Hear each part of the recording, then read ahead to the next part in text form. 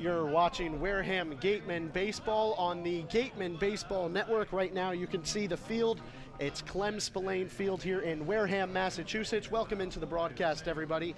I'm Connor Federico, joined by Sam Corman, and we have an outstanding game on deck tonight. It's the Wareham Gatemen and the Hyannis Harbor Hawks. So, Sam, what are you looking for in this game from the Gatemen to get another win, maybe two in a row? One particular, I'm looking towards that top of the lineup, especially Kyle Kasser. He's been one of the most consistent players in this lineup since he's gotten here just about a week ago. And if he continues to have that consistency towards the top of the lineup, the other guys around him will certainly start to pick it up a little bit as well. Jaron Duran, I'm expecting him to get a hit in today or a few hits as well and use that speed to his advantage. Tristan Pompey, after that red-hot start, has gone 0-4 in his last two games, so you know he's due up for a big game eventually. And Willie McIver, who's just been so consistent all season, but I've been really impressed with the play, both defensively and offensively, of Kyle Kasser since he got here to Wareham just last week. And you know, for Hyannis, this is a pretty good lineup, and they've been playing a lot better recently. So this is a team that the Gatemen really got to look out for. We've already seen them 3 times this season. The Gatemen are a total of 2-1 against Hyannis so far. So they're 1-2 against the Hyannis Harbor Hawks. Got that home loss earlier this season, so it's very important for the Gatemen to win these division games against teams like Hyannis, who are close to them in the standings, and a pretty good lineup for Hyannis as well, especially towards that top of the order with Jake Mangum, Reese Hampton, and then in the 6th hole, Ford Proctor is one of the best players we've seen in this league so far. Well, you said it, that the Gatemen are 1-2 against Hyannis on the season. They have a chance to get back to 2-2 tonight. As at the bottom of your screen, you see the umpires, and you can barely see the coach of head coach Don Sneddon for the Gatemen right now, explaining some ground rules around Spillane Field. The Harbor Hawks have been here before. They emerged out of here with one victory and no losses, and at the same time, the Gatemen are 1-1 at their place, Scarfile Field at McKeon Park in Hyannis.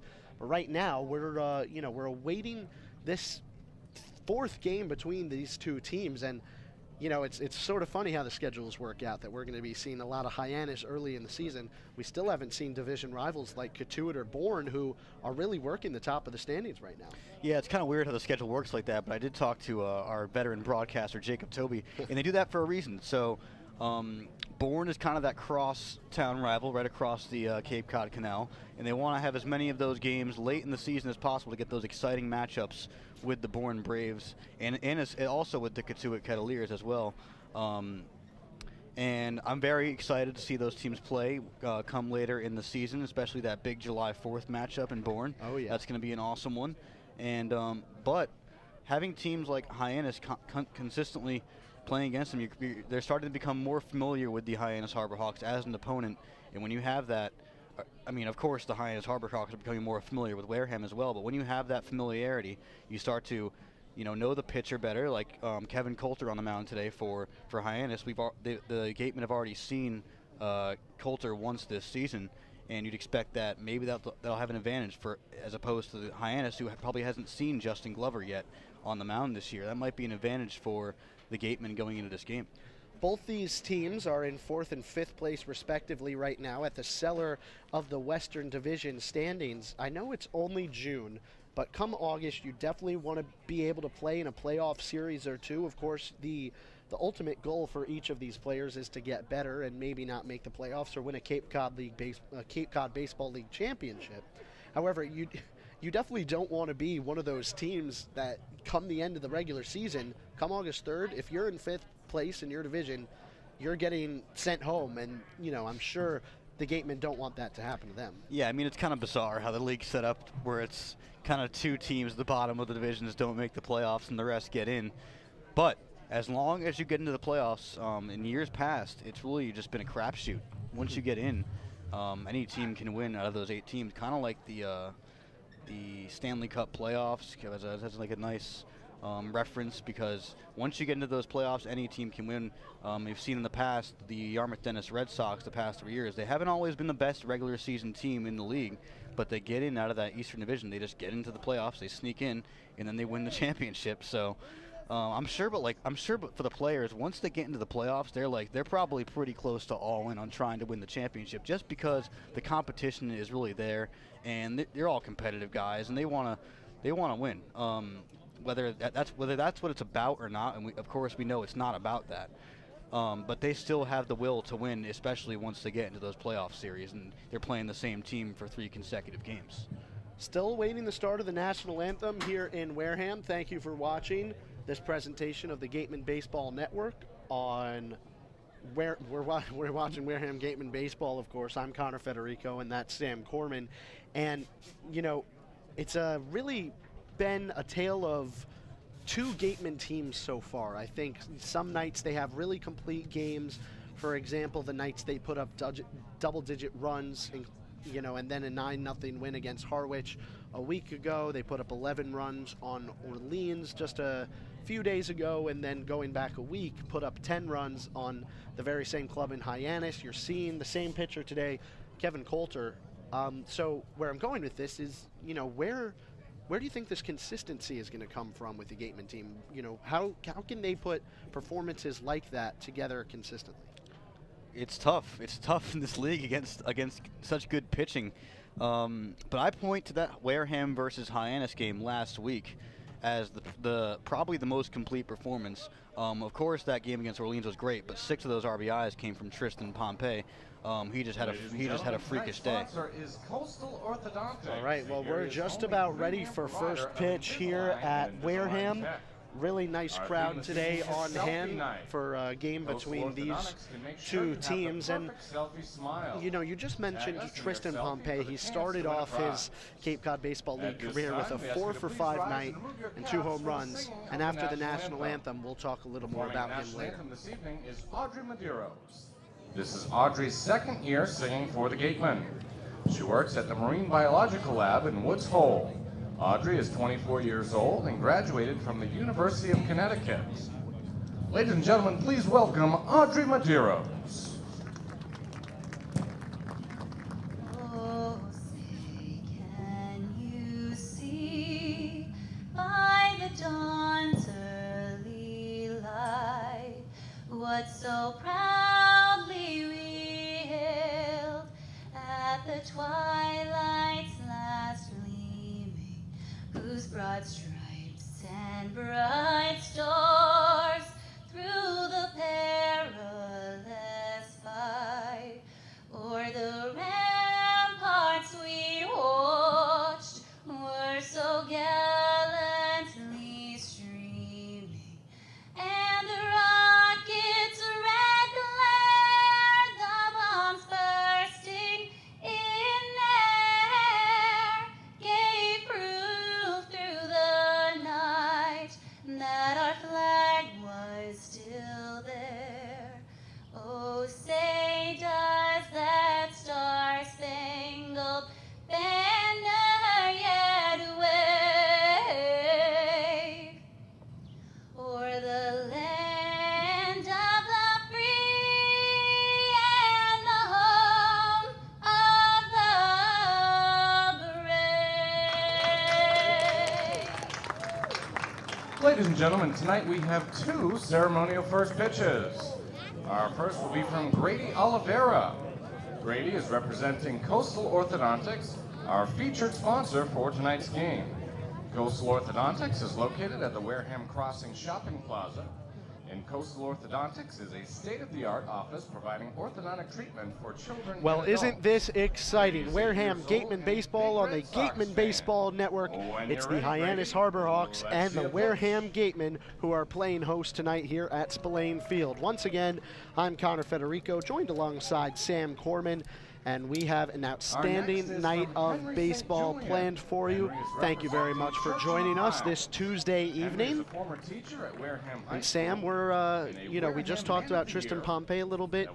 He started really strong for the Gatemen, but he's had a little bit of trouble since. Yeah, I think he's still adjusting to this new league, of course. I think that the 5 strikeouts over the last 2 games, I think that kind of shows, he's adjusting to new strike zones, new umpires, a a new bat, of course, and he broke 2 bats in the same at bat, and these bats aren't provided by the team. They have to buy their own bats and bring them. So that's tough. That's a tough go for Tristan Pompey getting here and losing 2 bats so quickly. But you expect a player of his caliber coming out of Kentucky. I always point to the stat that impressed me the most about him. Led the SEC in hits this year, which is just shows his ability to get on base consistently, not just for power, but line drives, opposite field, pull side. He's a switch hitter too, which is such a big weapon to have in this league, especially with such talented pitching. You just saw the Gatemen run out on the field there, and you've got a nice little aerial shot of Clem Spillane Field here in Wareham, thanks to our WCTV Wareham Community Television crew. You didn't see Pompey running out there. He'll continue to DH for the Gatemen, even though he has an incredible arm coming out of right field or whichever outfield position you'll play. We're going to quickly run through the Hyannis Harbor Hawks lineup, and batting first and wearing number 1 is Jake Mangum. Batting second in left field today is Reese Hampton. Batting third and at third base, it's Micah Coffey. Hunter Stovall bats fourth. Ryan Olenek bats fifth. Ford Proctor, the second baseman, bats sixth. He's followed by Brant Stallings batting in the 7 spot and playing first base. He'll be followed by Reed Leonard. He's hitting under 100 for the season. He'll wear number 10 and bat 8th, and then rounding out the lineup is Dominic DiCaprio, wearing number 9 and hitting in the 9 spot. The pitcher they'll face today for the Wareham Gatemen, it's Justin Glover, a former 2016 draftee in the 26th round by the Tampa Bay Rays. What has he been doing this season that makes him so good?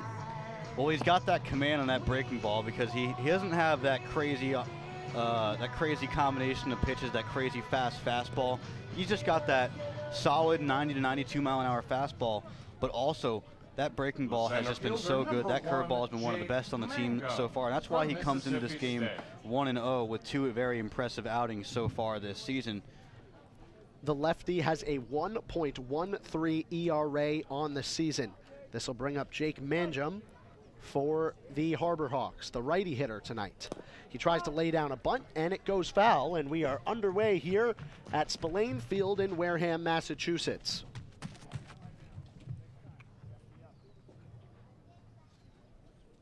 Mangum, a switch hitter, usually has been hitting on the left side this season, according to the Harbor Hawks broadcaster, but he will now bat on the right tonight. He lays down a bunt. It goes straight back to Glover, who slips and falls, throws on a first, and the throw is wide. It's going to be more than likely an infield base hit for Mangum, who has plenty of speed. Might be ruled an error on the pitcher also. The official scorer sitting right next to us is kind of wondering as to what he should do about that, because he did slip and fall, and it looked like it would have been a routine play, but we'll find out on the scoring on that. But overall, a nice effort by Mangum to lay down that bunt on the first play of the game. All right, so the opening batter is on base for the Harbor Hawks. Mangum has plenty of speed out of Mississippi State, but this is Reese Hampton who takes a called strike, and the count goes 0-1. A key of the game in the pregame show was to make sure that these Gatemen pitchers are throwing first pitch strikes, and Glover has done that to the first 2 batters he's seen. Glover sets, looks out at the runner at first. McIver throws over. The throw was high, but Sable picks it out of the sky, and everybody's safe. McIver's specialty move right there, throwing down to first after the pitch. And I heard him talking to the other catchers and talking to Coach Snedden earlier before this game about the signs of that play, and they were working on it except down to third base. So pretty interesting stuff from McIver. The 1-1 is swung on and hit straight back to the pitcher. He lets it go through, and Kasser can't make the play. Rounding second and heading for third is... and now a throwback to first, and everybody's safe. So runners on the corners after a base hit up the middle for Reese Hampton, and now Glover is starting to struggle here in the first. Yeah, 2 tough plays, though. Soft contact on both.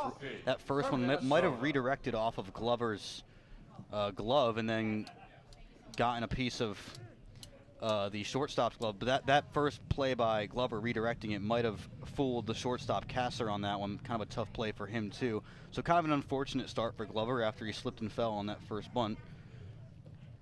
Now we've got the first lefty-lefty matchup of the night. Micah Coffey stands in for the Harbor Hawks. Nobody out. It's a line shot straight back to the shortstop Kasser, and the throw on to first is not in time. But it's a quick 1 out for Justin Glover, and that's really what he needed right there. Yeah, an important out, but some good contact. That was probably the best contact we've seen so far from Hyannis, and interesting that it was the first out of this inning, as sort of an unfortunate start, getting Glover into a jam, but now you get to see him try to work out of this using that breaking ball that he has. You've seen mostly fastballs so far from Glover. As many Gatemen pitchers have done before this season, most notably Justin Montgomery. Gatemen at double play depth. The second baseman is Duran, the shortstop is Kasser. Dynamic middle infield duo as Glover steps off and fakes a throw over to first base. Reese Hampton over there has plenty of speed. It's a ground ball, and this one is going to be foul. So the new batter batting in the cleanup spot tonight is Hunter Stovall. His Mississippi State teammate Jake Mangum is over on third right now. And those two had a pretty great year for the Bulldogs. They reached the NCAA tournament. Yeah, and a tough placement out in the Baton Rouge Regional, facing a division rival in LSU. Really tough for the Bulldogs to get out of that one. This is a called ball, and count will go to 1-1.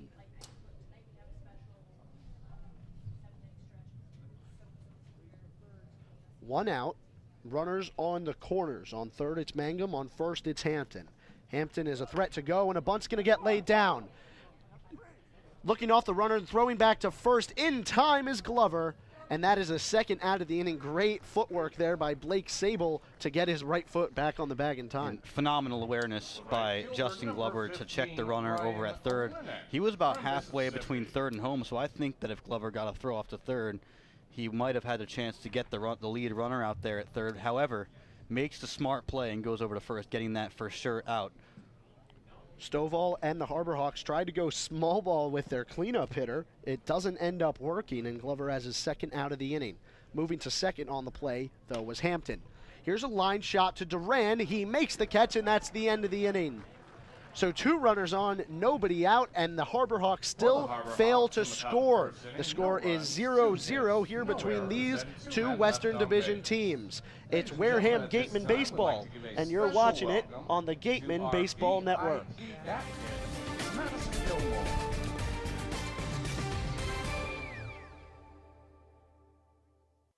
When you're sick or injured, you want care when and where it's convenient for you. South Coast Health Urgent Care has 4 locations: Fairhaven, Wareham, and now in Seekonk and Dartmouth. You can view wait times and even check in online at southcoast.org/urgent-care. Choose the time and location that's best for you. We'll even remind you when it's time to come in, and walk-ins are always welcome. Urgent care that exists to meet your needs. More than you expected? That's more than medicine. Check in at southcoast.org/urgent-care.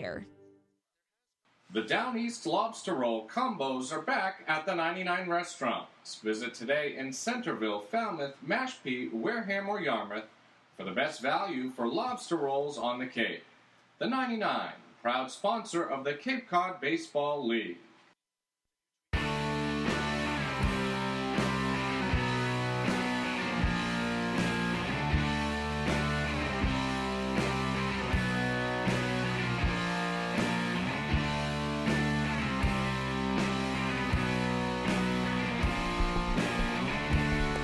Bottom of the first inning. You're looking at Spillane Field right now as Kevin Coulter gets going to face the Wareham Gatemen, who will line up like this. Batting first tonight, the second baseman is Jaron Duran from Long Beach State. Keeping it on the West Coast, Kyle Kasser, the Oregon shortstop. That's exactly where he is tonight, at short. Tristan Pompey will DH and bat third. Willie McIver will catch. He's having an outstanding year, and he will bat fourth. Out of the George Washington University, it's Robbie Metz.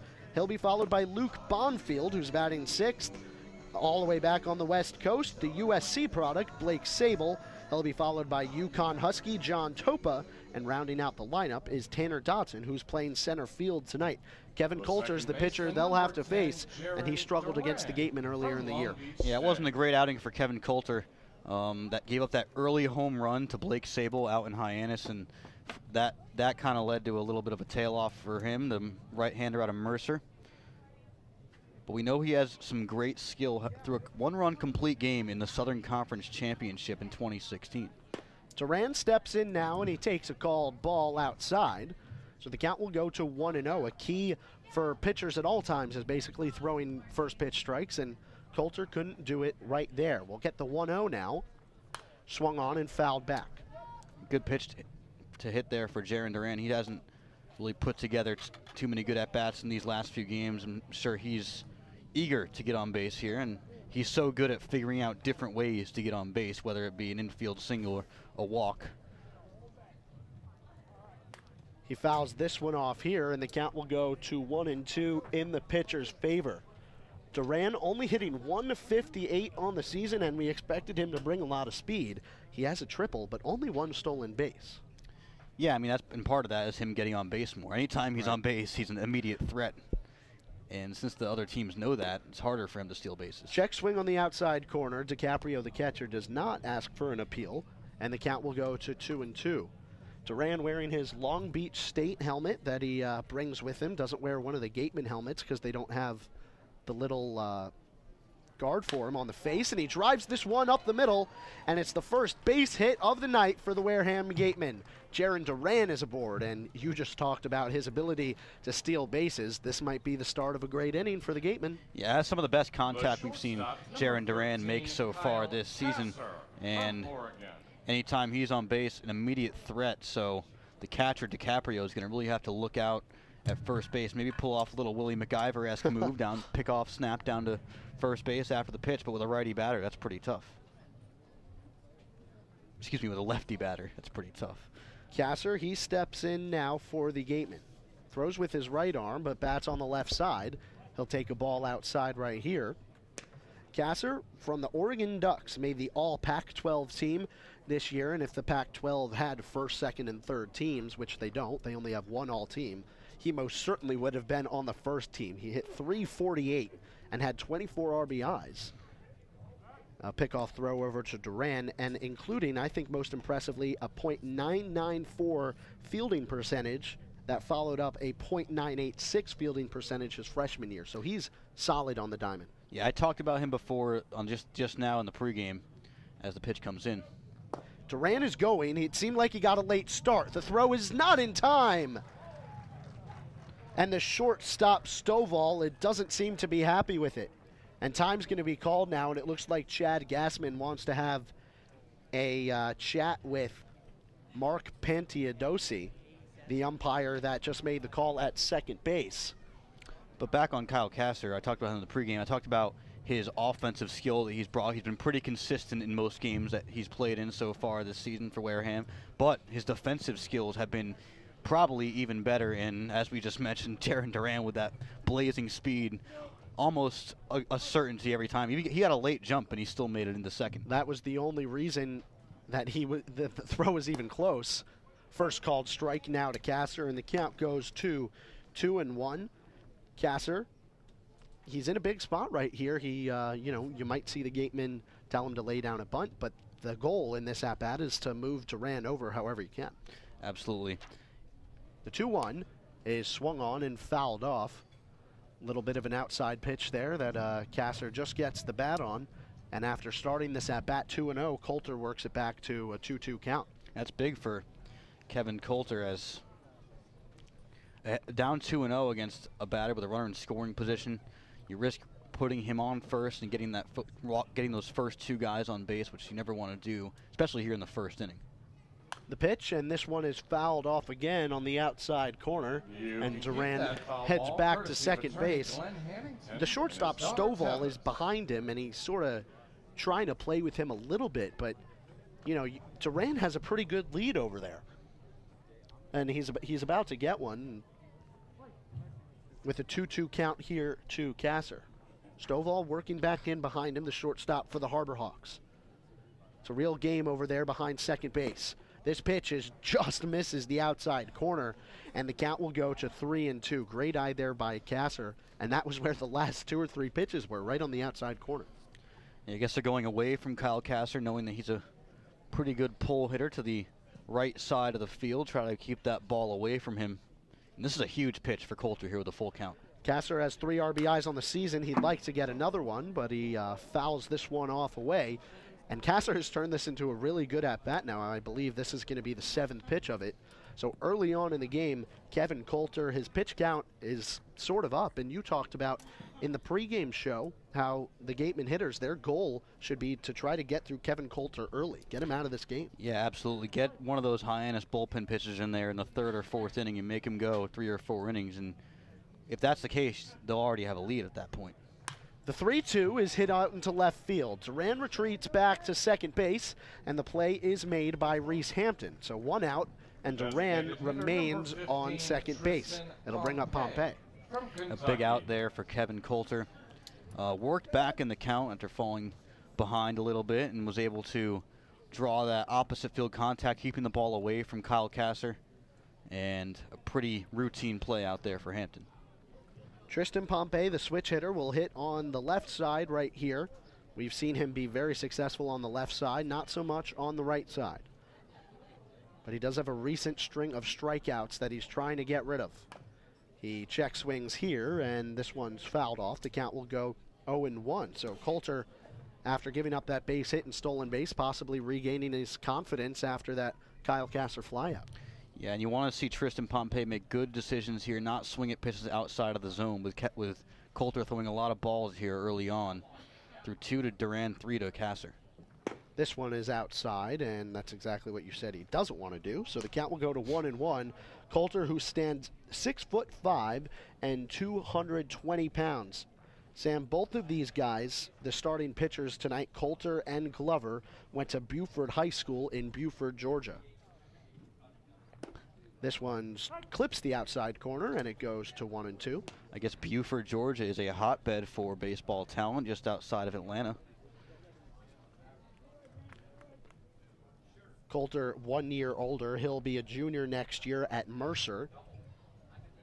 And Glover, who got to go to the University of Georgia, will be a sophomore. But Pompey strikes out here, and that'll be the 2nd out of the inning. So far, the number 2 and 3 guys in this lineup, they fail to move the leadoff runner Duran around, who did a good job of getting to second on his own.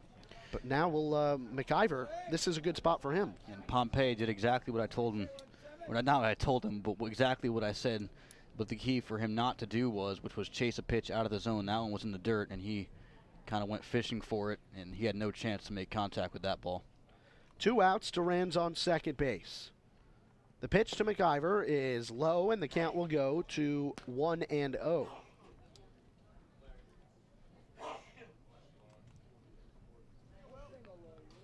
Thank you for watching Wareham Gatemen Baseball tonight on the Gatemen Baseball Network. I'm Connor Federico, joined by Sam Corman, runner in scoring position here for the Gatemen with 2 outs. And Willie McIver will take a strike that's just on the low outside part of the plate. Really good placement there by Coulter. But McIver has showed us throughout the season that he can hit balls no matter what part of the plate they come in. He can pull it, he can hit it to the opposite field.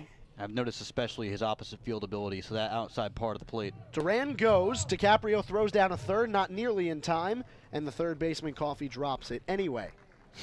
The pitch was a ball, and the count will go to 2-1. So that just shows the ability of Jaron Duran and how important it is for a guy like that to be in your lineup. He got on first with just a simple single to the opposite field and 2 stolen bases, and all of a sudden he's 90 feet away. With 2 outs, when Duran was on second base, it would have needed a base hit to score. Now he's 90 feet closer as another ball comes inside to McIver. The count goes to 3-1. And I thought that one might have nicked McIver on the leg there, but he didn't seem to think so. So, of course, I'm probably wrong on that one. But I guess I just heard like a double hit on that pitch. I mean, it could have, but McIver hitting .356 on the season, he probably wants to bat right here. This is a called strike. Really good breaking action on that pitch, and we haven't seen that good slider from Coulter yet today, but with 3-2 and 2 out, that was a really good pitch. Yeah, that good breaking ball out there, getting him back into this full count. And once again, another big spot for Coulter in this at-bat. You don't want to put 2 men on here with a red-hot Robbie Metz up next. Coulter shakes off a sign from his catcher, DiCaprio. The 3-2 is coming out of the stretch. And a ground ball to the left side. It's fielded by Stovall. On to first just in time. And that will do it for the first inning. So after one hit, no runs, no errors, and one man left stranded, our score is still 0-0 here at Spillane Field. You're watching Wareham Gatemen Baseball.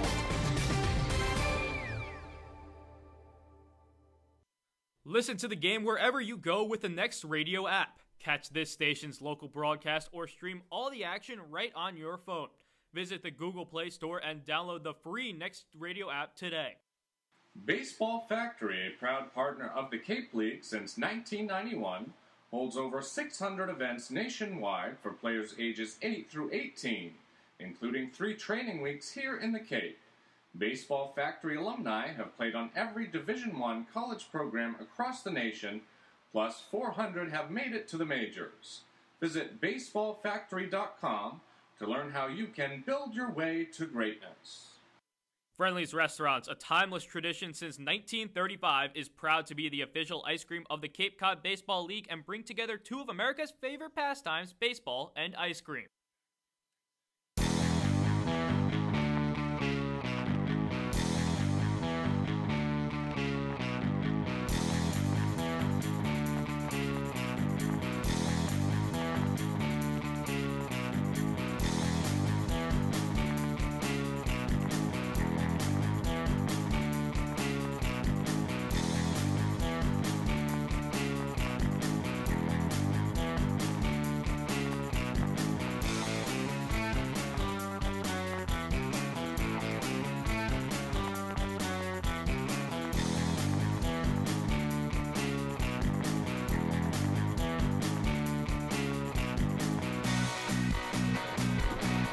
Top of 2.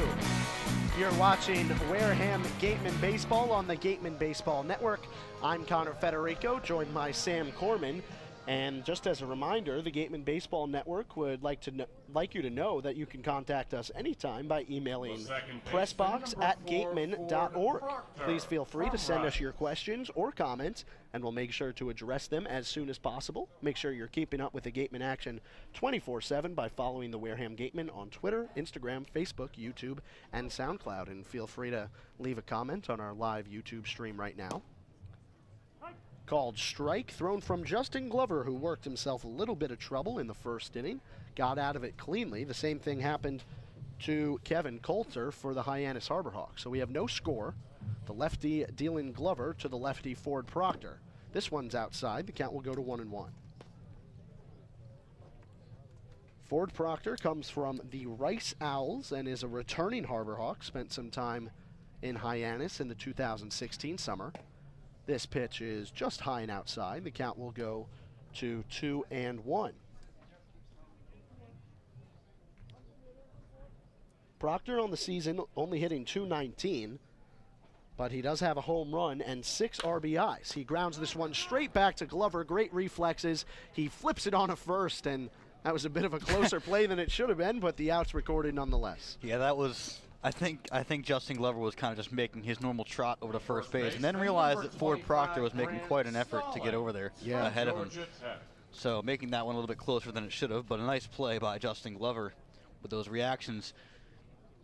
One of the fundamentals of being a pitcher is making sure you're ready in defensive position right after you throw that pitch, and he certainly was. Line shot on the first pitch of the at-bat by Stallings, and making the play out in right field is Bonfield. So I was just about to say, Sam, Stallings from Georgia Tech and Glover from Georgia. Little Civil War action right there. And the SEC Georgia Bulldog takes the cake right there. I mean, why wouldn't it? The SEC usually takes the cake between those two conferences in baseball, but who am I to talk? I mean, there's only 2 SEC teams in the national championship. Stepping in now is Reed Leonard.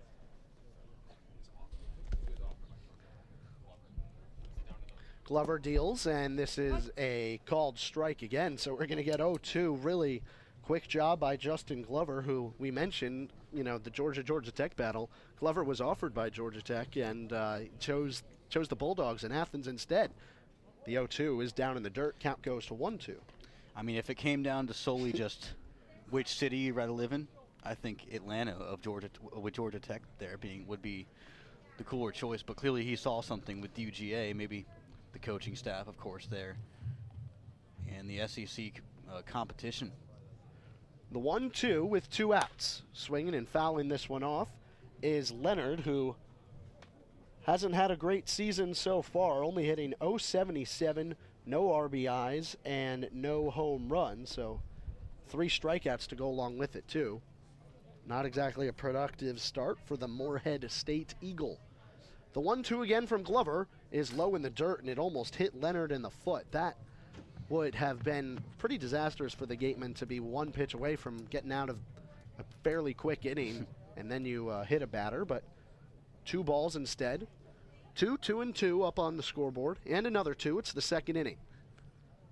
2 balls, 2 strikes, 2 outs. The pitch from Glover is in the dirt, and we'll have a full count pitch now. So Leonard doing a good job of getting back in this at-bat after Glover took an 0-2 advantage early on. Some interesting glove movements by the pitcher, Justin Glover, prior to some select pitches. The full count pitch is chopped over his head. Coming on the shortstop Kasser. Fields it cleanly and on to first in time. That's a 1-2-3 inning for Justin Glover and the Wareham Gatemen. It's 0-0 right now, but the Gatemen will have a chance to take the lead in the bottom of this frame.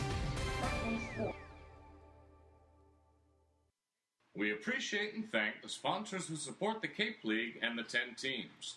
Our corporate sponsors are the financial backbone of the league. It is with their support that we are able to preserve our long-standing tradition of providing the best family entertainment here on Cape Cod. On behalf of the visiting team, the Wareham Gatemen, league officers, and the entire Cape League family, we would like to announce and thank our 2017 corporate sponsors. With much appreciation, we recognize the Yawkey Foundation, Chatham Bars Inn, the Fuller Family Foundation, Dunkin' Donuts, Curry College, Cape Cod Healthcare, the 99 Restaurants, Coca-Cola Bottling of Cape Cod Potato Chips, Friendly's Ice Cream, Baseball Factory, Cape and Island License Plate, 47 Brand, Cape Cod 5 Cents Saving Bank, Stop and Shop, Peapod. We'll be back to you in the next inning for the second half of this outstanding list of loyal sponsors.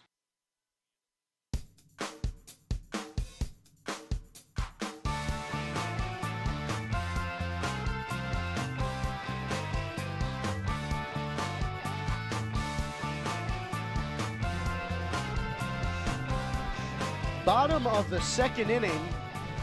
In the bottom of the first, Jaron Duran was the only Gateman to have any sort of success against Kevin Coulter, the pitcher for the Hyannis Harbor Hawks. This will bring up Robbie Metz, and Sam, he has been absolutely fantastic in this past weekend. Yeah, 7 hits in his last 3 games. Pretty impressive stuff for Robbie Metz, including a big 3-for-3 day in that Game 2 Harwich win on Sunday. First pitch he sees, he grounds it to the third baseman, Coffey. He throws on a first in time, and a great little play getting on his knees by Coffey and stopping that ball from getting in the outfield. Coffey turns a extra base hit into just a routine ground out. Yeah, good defensive positioning there by Micah Coffey over there at third base. Hard hit grounder and snagged with the gloves. Metz is no slow player either. He has some speed over there getting down to first. This brings up Luke Bonfield. He takes a ball high and outside. Coming out of high school 3 or 4 years ago, in 2014, 3 years ago, math. 3 years ago, he was rated the number 3 player in New Jersey, according to Perfect Game, and he takes a called strike now, so count goes to 1-1. And there's no shortage of athletes in the state of New Jersey, especially those prep schools down there in the New York suburbs, the Philadelphia suburbs. Bonfield fouls this one off. Well, he did go to IMG Academy in Florida, which we know crazy great athletes come out of that school, you know, in the past 5 or 10 years. That certainly helped him develop into a top player at the University of Arkansas. The 1-2 is called for a ball down low, and Bonfield evens up the count with his eyes right there. His sophomore year was probably his most outstanding at the University of Arkansas for the Razorbacks. He hit .304, had 39 RBIs. Called ball outside, and the count will go to 3-2. He also had 8 home runs and a .509 slugging percentage.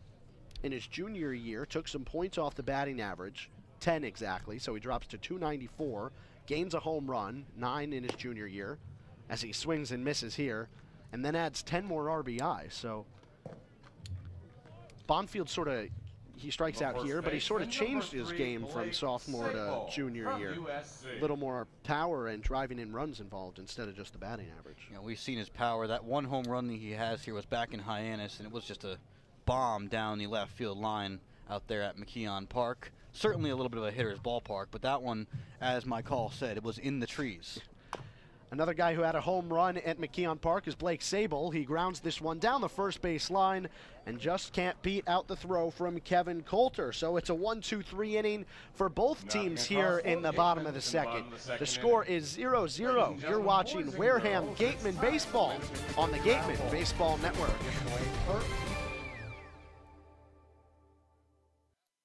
Continuing with our corporate sponsors, we also want to recognize and thank Franklin Sports, Advanced Embroidery, Cape Destinations, Robert B. R., Sullivan Tire, Vacation Inn Cape Cod Veterinary Specialists, Cape Cod Times, Kinlan Grover Real Estate, Next Radio, Yellow Book, TSA, Rawlings, Cape Cod Chamber of Commerce, Highline Cruises, Sports Picks, On Deck Sports, Barnstable Bat, Hyannis Area Chamber of Commerce, H.P. Hood, Sunderland Printing, and Axis Bats. And of course, thank you to Major League Baseball for over 50 years of support. Urgent Care is now available at 4 Cape Cod healthcare locations: Hyannis, Falmouth, Sandwich, and Harwich. Open after hours and weekends, staffed by ER physicians, expert care when you need it. Learn more at capecodhealth.org/urgentcare.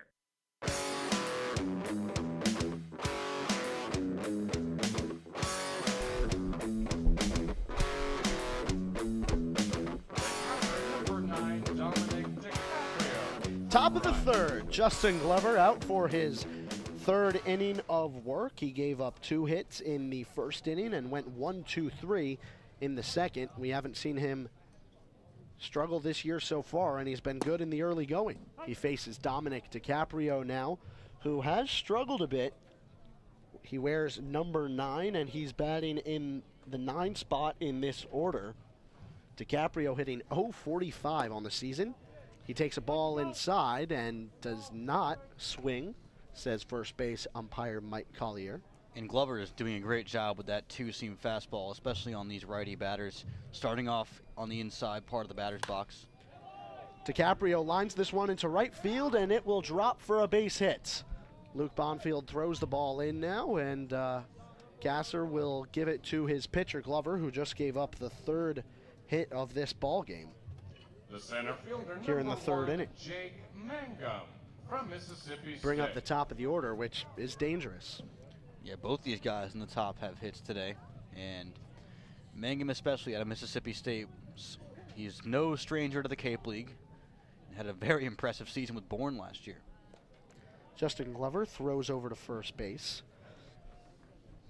Sliding back in time on the loopy throw was DiCaprio, who is not much of a threat to steal.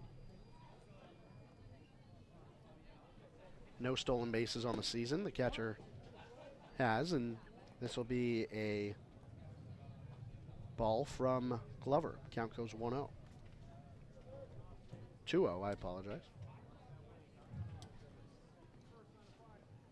Glover out of the stretch, off speed, and this one's popped up in the air. Metz calls everybody off, and he makes the catch for the first out of the inning. Retreating back to first base is DiCaprio. So you couldn't get Mangum out the first time, but this time Justin Glover sends him back to the dugout.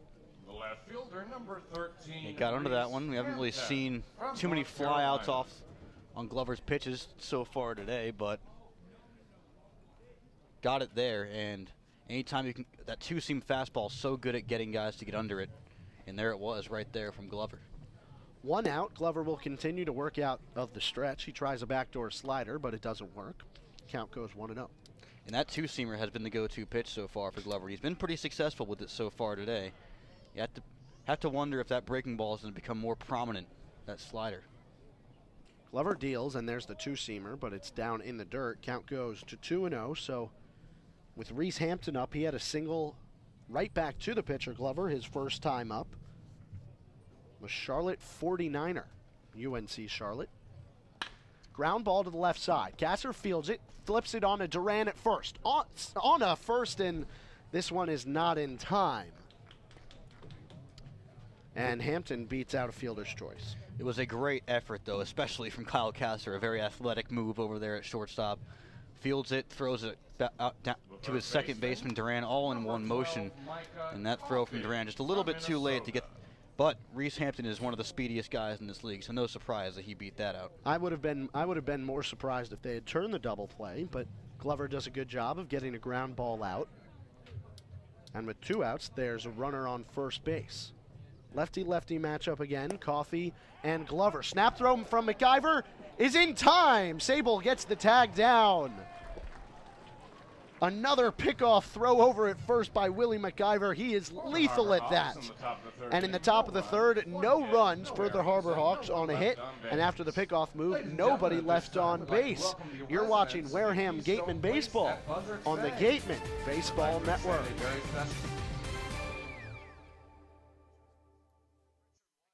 Continuing with our corporate sponsors, we also want to recognize and thank Franklin Sports, Advanced Embroidery, Cape Destinations, Robert B. R., Sullivan Tire, Vacation Inn Cape Cod Veterinary Specialists, Cape Cod Times, Kinlan Grover Real Estate, Next Radio, Yellow Book, TSA, Rawlings, Cape Cod Chamber of Commerce, Highline Cruises, Sports Picks, On Deck Sports, Barnstable Bat, Hyannis Area Chamber of Commerce, H.P. Hood, Sunderland Printing, and Axis Bats. And of course, thank you to Major League Baseball for over 50 years of support.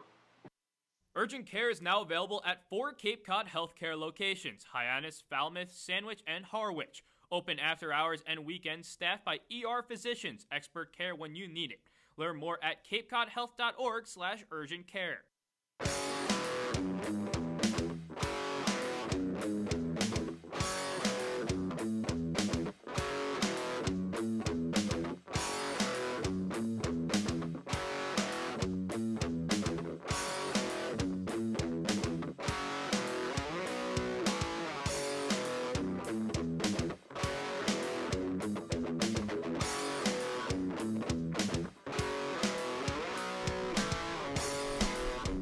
Zero ball game as you take a look at Spillane Field.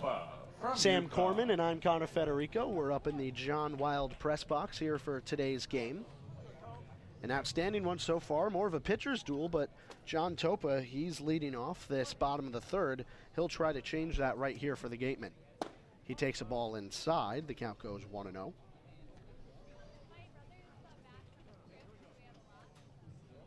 Topa on the season hitting .316. He has 3 RBIs to his name. He takes a strike. Count goes 1-1. Topa, he showed us flashes of speed. He only has 1 stolen base. But the more impressive number I've seen, along with his 5 walks and 12 hits, he has a .400 on base percentage, which is really good in the Cape League.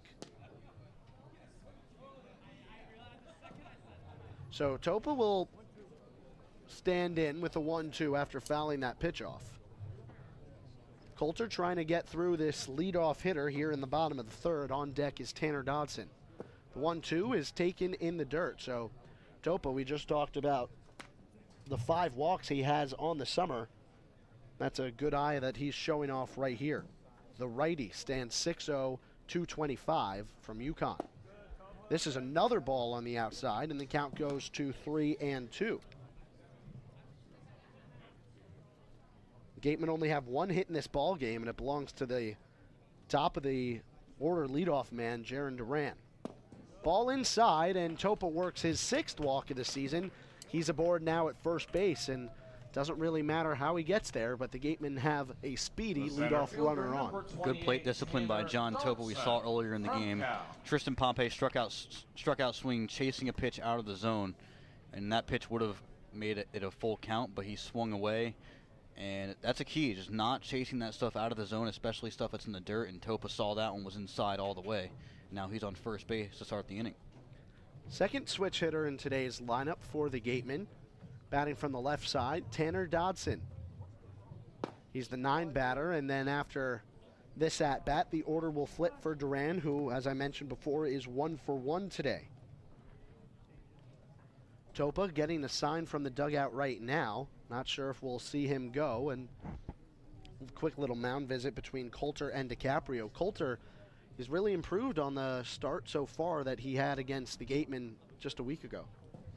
Yeah, he didn't look great in that start against Wareham, back at home in Hyannis for these Harbor Hawks.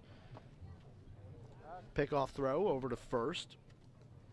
Scampering back in time is Topa. Tanner Dodson at the plate. His father is Bo Dodson, who was a first baseman drafted by the Brewers in the 3rd round of the 1989 MLB draft.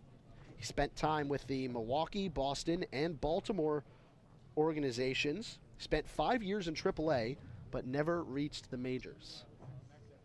Coulter out of the stretch to Dodson. Lays down a bunt along the first base line. It looks like it surprised Coulter, but he makes the play over at first. And moving to second successfully is John Topa. It'll bring up Jaron Duran. I think Dodson was trying to bunt for a hit there, but just a little bit too much on it as it went towards the pitcher, Coulter, and he was able to just scoop it up and toss it over to first. From Long Beach State. But either way, a good idea from Dodson. You get the runner over anyway, even if you can't get on base. Here is Duran, who had a single into left center field his first go-around. John Topa stands on second now. He would be the go-ahead run in this game if Duran or maybe Kasser after him could find a way to drive him in. First pitch is outside. 1-0 to Duran, who has showed us he can be deadly when he gets ahead in the count. Another guy who uses hitters' counts to his advantage. Not only for hitting, but he's so good at working walks when he does get in hitters' counts. He walked 3 times in the same game earlier on this season. He has great plate discipline. Coulter's 1-0 is taken on the outside corner and called for a strike. Joseph Peters, calling balls and strikes tonight, has done a good job so far. On the first base side, it's Mike Collier. And on third base, it is Mark Piantadasi. Tough name. Lots of vowels. Stepping off is the pitcher, Coulter. And it looked like Topa might have been caught out at second base there. Stovall, the shortstop, doing a good job sneaking in behind him, but Topa will remain over there on second base. Has a decent-sized lead here with 1 out, and Duran at the plate. The 1-1 is outside, called for ball. Count moves to 2-1 in Duran's favor. Once again, a great take there by Duran, as that ball ran outside on the plate, and once again, getting ahead in the count. He was 1-0, and now it's 2-1. He'll probably get a pitch to hit here, one of these. Duran looking for his first RBI of the season. He swings and misses on a 2-1 pitch. Good off-speed action from Coulter. He's really mixing up all his pitches today. And the pitcher, Coulter, just gives a my bad signal to his shortstop, Stovall. They probably could have picked off Topa over there at second.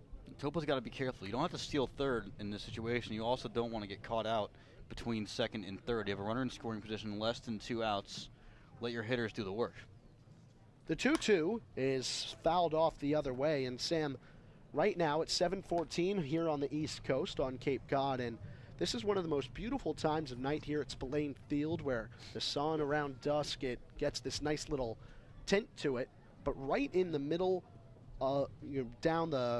between the pitcher's mound and home plate, there is a little ray of sunlight that it might be difficult for the catcher DiCaprio and the batter Duran to see the pitch. On 2-2, Duran swings and hits this one through the gap Rounding third and heading for home is John Topa. The throw to the plate is not in time, and Topa will score. It's a single for Jaron Duran, his first RBI of the season, and it's a 1-0 lead for the Gatemen. Duran finding that gap on the right side of the infield. Textbook base hit between the first baseman and the second baseman. Didn't have to get too much on it, as he wants just a great piece of hitting there, getting it through that hole, and Topa able to score pretty easily from second. That is John Topa's 5th run of the season. And it's a big lead here for the Gatemen. Not a big lead in terms of numbers, but it's important for momentum. Kyle Kasser swings on the first pitch he sees and fouls this one off. The Brea Olinda High School graduate from Brea, California, made first team All-League his senior season, did not commit an error in his senior season of high school, and ended up hitting .434. I mean, we just talked about his fielding percentage his first time at bat. It's really impressive stuff over the course of his career. Pickoff move, and Duran stole a base, his second of the season, back in the first inning, so Coulter might be a little concerned about him. Don't forget he stole 2 bases. He stole third as well. Oh, right. And 2 stolen bases already for Duran. You have to wonder if that's on his own accord or if that's a decision made by the coaching staff. Pickoff throw by Coulter. So the count remains at 0-1. Kasser awaiting a pitch. Do you think that's tough for a hitter when, you know, you've got a speedy guy on first base and you psych yourself up for a pitch, and then pitcher makes a pickoff throw? This ball's outside. I think it might be tougher for the pitcher. Keep going over to first base, kind of getting out of your rhythm, taking a while between pitches. We often see a lot of these pitchers out here try to throw ball after ball after ball at the plate. And once you have that guy on first and you have to forced to throw those pickoff moves, it's pretty tough to get back in your rhythm. Duran goes, and it was a hit and run. This ball's just chopped over the head of Coulter, and he makes a spectacular play on the throw to first base, but first reaching up over his head. Duran does move to second, however. Hitter number 15, Tristan Pompey. Yeah, they tried the hit and run there. Kasser just couldn't get the big contact that he wanted, and a good, pretty impressive play by Coulter. If that gets over his head, and Kasser's for certain on first base. Tough play for Kasser. Probably not a pitch he wanted to swing at, but with the runner going and the hit and run on, he really had to. You don't want to leave your runner stranded out there, even if it is Jaron Duran. Tristan Pompey's up to bat now. He's 0 for 1 today with a strikeout. And with 2 outs and a runner in scoring position, this would be a great time for him to get his mojo back. Yeah, absolutely, and he's just not seeing the pitches as good as we'd expect him to. Pompey, his brother Dalton's a Major League Baseball outfielder with the Toronto Blue Jays, and Pompey takes a strike on the outside corner, so count evens up at 1. Pompey, we've seen, doesn't really like those outside pitches as much as those inside ones.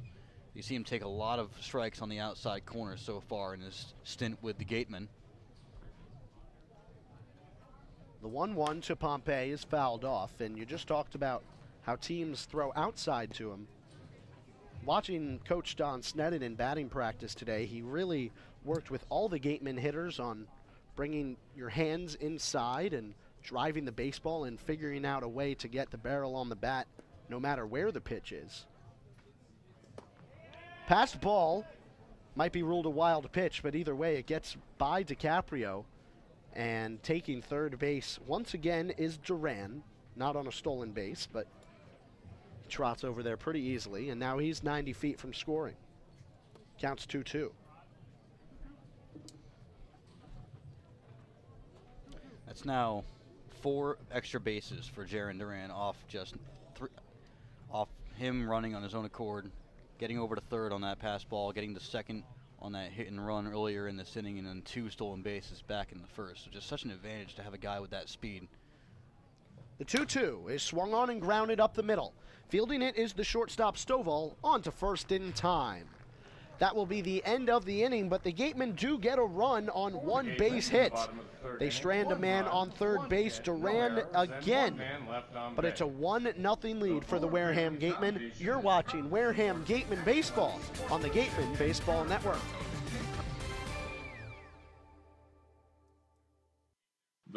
Family Foundation is proud to support the excellent sportsmanship and character of the Cape Cod Baseball League. Earn a bachelor's or master's degree, complete a certificate, or take a single course through the Division of Continuing Education and Graduate Studies at Curry College. Classes run days, evenings, and weekends in Milton and Plymouth. To learn more about programs in business, criminal justice, education, nursing, and more, visit curry.edu. The Wareham Gatemen and the visiting team, the Cape Cod Baseball League, and the NCAA promote good sportsmanship by student athletes, coaches, and spectators.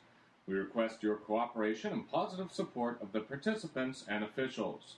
Profanity, racial or sexist comments, or other intimidating actions directed at officials, student athletes, coaches, or team representatives will not be tolerated and are grounds for removal from this ballpark.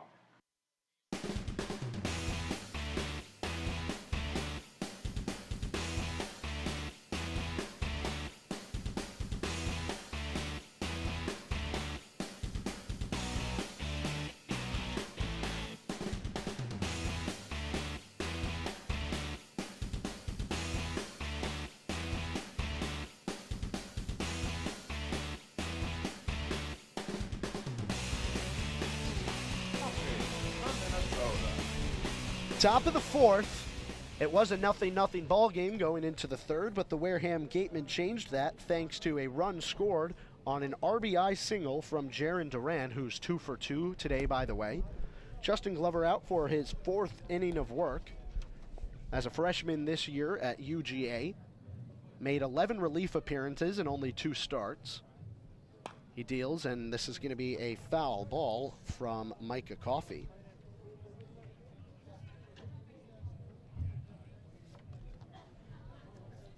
Glover had a 3.94 ERA and 14 strikeouts in his first year with the Bulldogs. He deals now and gets Coffey to miss on a big swing, and the count goes to 1-2. Yeah, and a beautiful spot on that pitch from Glover, right high in the inside corner. One of the hardest places for most hitters to make contact. You usually have to inside out that kind of pitch. Coffey was up to end the third inning, but was left stranded at the plate after a pickoff by Willie McIver. Fly ball into left field, and this one's put away by John Topa. It's the first out of the inning. Good job again by Justin Glover. It's really been the theme, getting ahead in the count, getting 2 strikes, and then retiring the batter however you have to. He still doesn't have a strikeout today. Yeah, it's surprising that he doesn't have a strikeout, but the contact that, for the most part, the contact that Hyannis is making has been, they're really getting under a lot of pitches, flying out, popping out, and then some choppers in the infield. So he's doing a nice job commanding his pitches and getting players to swing over, swing under the ball, working those ground outs. Not a lot of hard contact, not a lot of line drives. We had a few in the first inning, but he's really settled down after that. Stovall grounded out to Glover his first time up.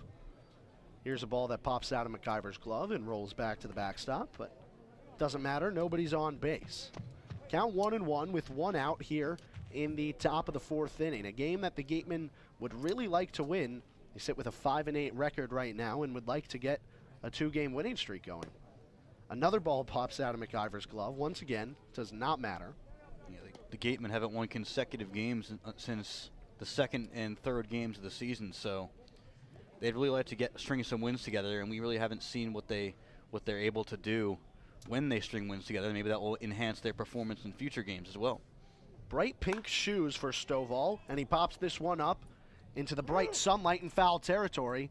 Blake Sable was charging it, but can't get to it in time. But it's the second strike of the at-bat for Glover, and with 2 strikes, he's been really good retiring hitters. Hasn't gotten that first strikeout of the day like this. I'm sure he's waiting. I mean, he doesn't care how he gets the outs, of course, but I'm sure he wants to sit a batter down via a strikeout at some point. Add that to the stat line. Stovall swinging freely for the first time today. He bunted his first go-around with 2 runners on in the first. Grounds this one to the shortstop, Kasser. Stovall has speed. It's going to be a close play, and Kasser's throw is just in time for the second out of the inning. Really impressive there by Stovall, almost getting there in time.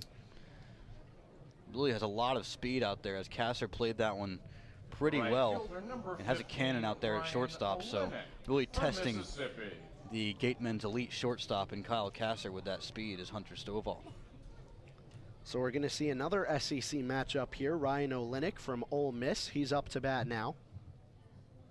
He lays down a bunt, and it goes past Glover, fielded by Duran, and he will not make a throw. It's a perfectly placed bunt by Ryan Olenek, and he's aboard with 2 outs.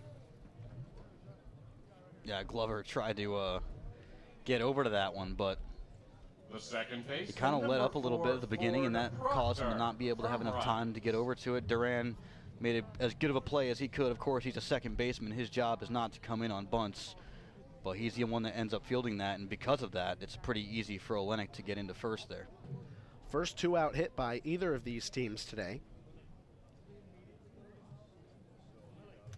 The batter that Glover now has to worry about is Ford Proctor. Glover's given the play sign, and pickoff move over to first. Maybe, but just not in time, says Mike Collier over there at first base. Yeah, pretty interesting pickoff move from Glover, the lefty. Doesn't have that usual left leg kick that most lefties have, just kind of tosses it over there as hard as he can. That was a really close play, but Sable just dropped the ball. Yeah, and no slide there from Olenek either over there at first. An interesting decision there, as he was pretty close to being caught had Sable made that play cleanly. You're right, that's a really great pickoff move, and it's sort of hard to tell when Glover's going over to first base because the leg kick is very similar to what he does when he's going to the plate. Here's a called strike, just clipping the high part of the strike zone. So the first pitch in this at-bat finally is called for a strike after a couple pickoff throws over to Olenek. Olenek has no stolen bases on the season, but this is going to be a hit-by pitch now, so... Ooh, that one caught him clean. Yeah. Ford Proctor seems to be all right. He'll shake it off and jog on down to first base, but more crucially for the Gatemen, Glover gets the first 2 outs of this inning pretty easily, and then gives up a single and now a hit-by pitch. So this might be spelling trouble for the Georgia native. You just got to dig down and get this last out of the inning without any further damage, as just putting a guy in scoring position with 2 outs is pretty dangerous, especially a guy like Olenek, who you saw his speed running out that bunt. Brant Stallings is only hitting .133 on the season. He has yet to have an RBI this summer, and he takes a ball outside. Duran didn't have an RBI when he was up back in the bottom of the 3rd inning.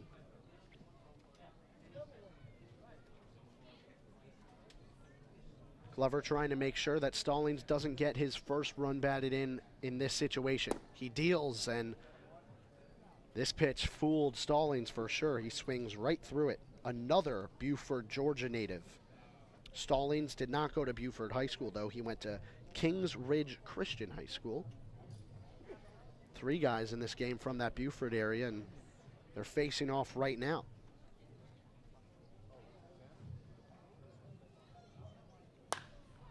This one's lined down the right field line, and it just goes foul. So 2 strikes. Glover is 1 pitch away from getting out of this inning. Glover getting ahead of almost every batter he's faced so far. Had that hit by pitch, but has no walks so far this game. His command's really been there. And not having any walks is just an underrated stat for a pitcher. It shows your ability to get ahead in counts and also keep the freebies from getting on base. Glover deals, and it's going to be a base hit that gets through. Olenek rounds third. He heads for home. He's going to make it in time, and it's a base hit, an RBI single for Brant Stallings. This game is tied up. The designated hitter, yeah, a tough go for Glover there. He had the first 2 outs in this inning, and now that hit by pitch comes back to haunt him a little bit, as that puts Olenek in scoring position, and then all it takes is that 1 hit to get a guy like Olenek home from second. Slow hit through the right side of the infield, and that allows the speedy Olenek to get 2 bases and to get home and score this tying run. All of a sudden, it's a tie game. It's been a theme we've seen this season so far, Sam, for the Gatemen. Pitchers with lots of talent can get 2 outs very quickly. but give up base hits or hit by pitches or walks or whatever it is, and then let up runs in, giving up little 2-out rallies. Here's Reed Leonard, the most likely candidate to end this inning for the Harbor Hawks. Glover deals, and it's a ground ball. Glover makes a great instinct play, flips in on to first, and Sable makes the catch just in time. So Glover gets out of the inning, but not before giving up a run off an RBI single to Brant Stallings. The score is 1-1 here at Spillane. You're watching Wareham Gatemen Baseball on the Gatemen Baseball Network.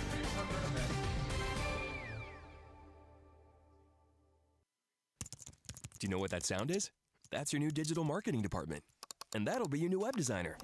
And that's Haibu, where these experts are joined by many more, from web designers to search marketing specialists, who work hard to get your business noticed online and on mobile. Best of all, Haibu can do it all for you, or give you the tools to do it yourself. To find out more, go to haibu.com. That's HIBU.com, or call 855-464-HIBU. Oh, that'll be your next new customer. Haibu, made for business.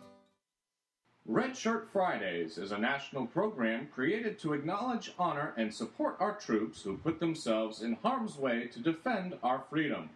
In support of this program, the Cape League teams will be wearing a specially designed red jersey every Friday. This special weekly celebration of Red Shirt Fridays is sponsored by 47 Brand, HP Hood, Cape Cod Regional Transit Authority, Advanced Embroidery, and the Cape League. Support our troops and join us by wearing red each Friday.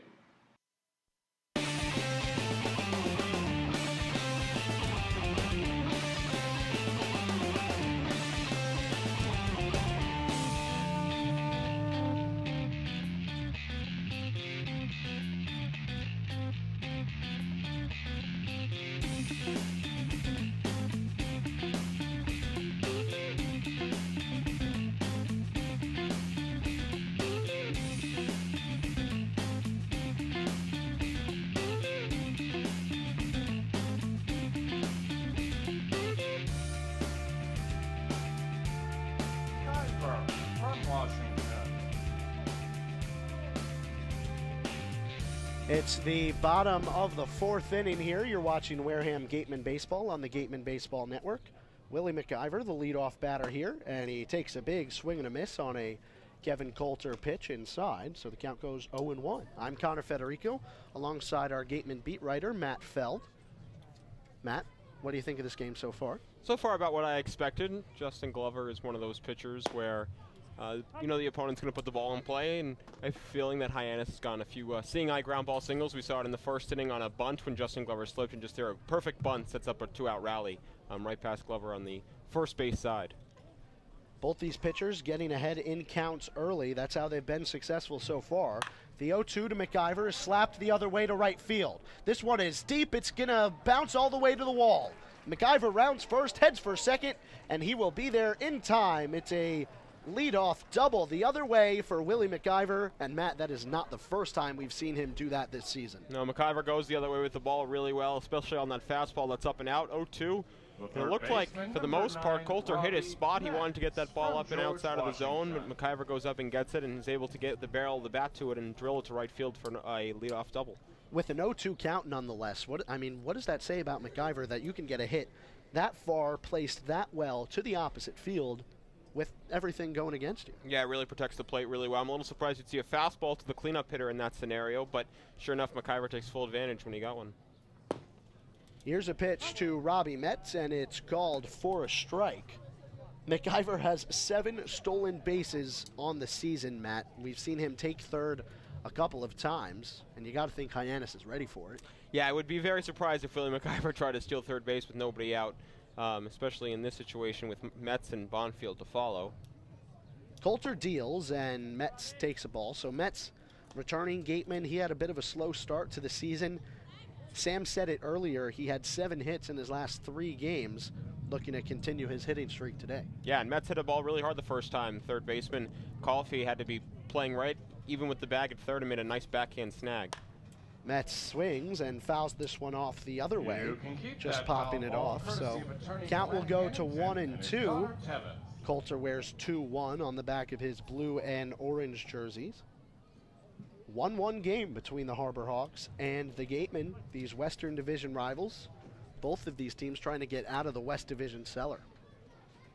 The 1-2, Mets just chops this one right back to DiCaprio. DiCaprio, throw on a first is not in time. So it wasn't a bunt, but it certainly worked that way for Robbie Metz, and he ends up on first base. Yeah, when you're going well, those are the type of hits that you're able to add to your box score at the end of the night. When you're not going well, that's a line out to the shortstop. So right now, Metz feeling pretty good at the dish and is able to reach on a swinging bunt right there. The hitting streak continues for Robbie Metz. That's 4 now for him, and it'll bring up number 5 in white, Luke Bonfield. We've seen him in the 4 and the 5 spot most of the time, and now he's batting in the 6 hole tonight. McIver, big lead over there at second. This pitch is inside to Bonfield. Yeah, it was interesting. I was talking to head coach Johnson before the game about the fact that Willie McIver had 7 stolen bases, and said in about 6 of those attempts, he was saying no, no, no when Willie first started to go before finally saying yes when he got there. Coulter out of the stretch. Bonfield tries to lay down a bunt, and that one just goes foul. The count will go to 1-1. So Bonfield, a big power hitter, probably doesn't beat out a lot of bunt base hits, but that shows, you know, the willingness of this team to do what they can to move runners over. Yeah, and you can kind of tell that Bonfield was not used to bunting, doing the fact that usually on a sack bunt you'll see the batter square up pretty early, and he waited until the ball was well out of Coulter's hands to show bunt, almost like he was trying to bunt for a hit. The 1-1. Breaking ball, and it's just called down low, so Bonfield getting ahead in the count now, 2-1. You might even try and think about a hit and run in this scenario. The fact of the matter is, though, Bonfield probably swings and misses just a little too much, and Coulter elicits enough swings and misses where you probably would try and stay away from something like that in this scenario. Bonfield awaiting the 2-1. It's high, and the count goes 3-1, so Coulter, who's been showing us great stuff through the first 3 innings of play, is now 1 pitch away from loading the bases. Yeah, and the Gatemen, as we know, when they've struggled offensively, it's not because they haven't gotten enough chances. And right now, the Gatemen certainly have a golden one after Hyannis tied the game in the top of the 4th.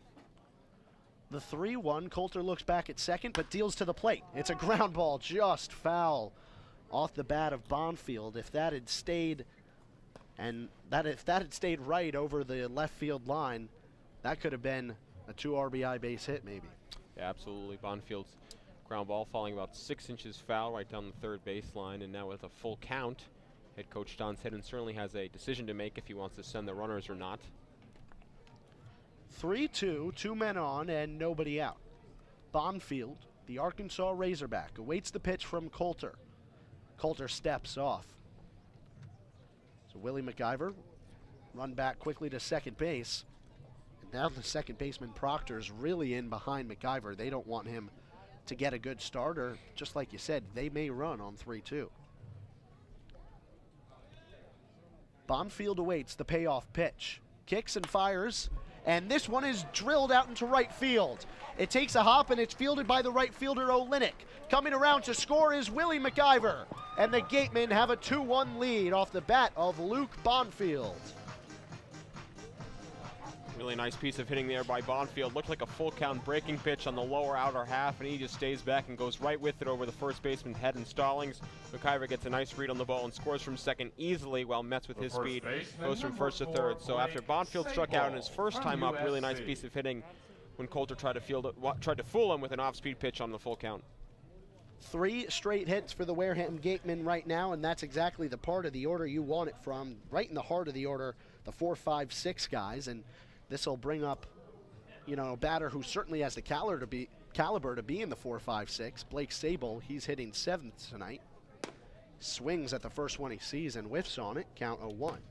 Sable, one of the more interesting hitters I've probably seen on the Cape, just in terms of the fact that he's got he's got the capability to hit the ball out of the ballpark, and the ability to go 4 for 4 one night and then, you know, turn around and hit a couple of bad balls the next night. But he definitely has some power, especially to his pull side.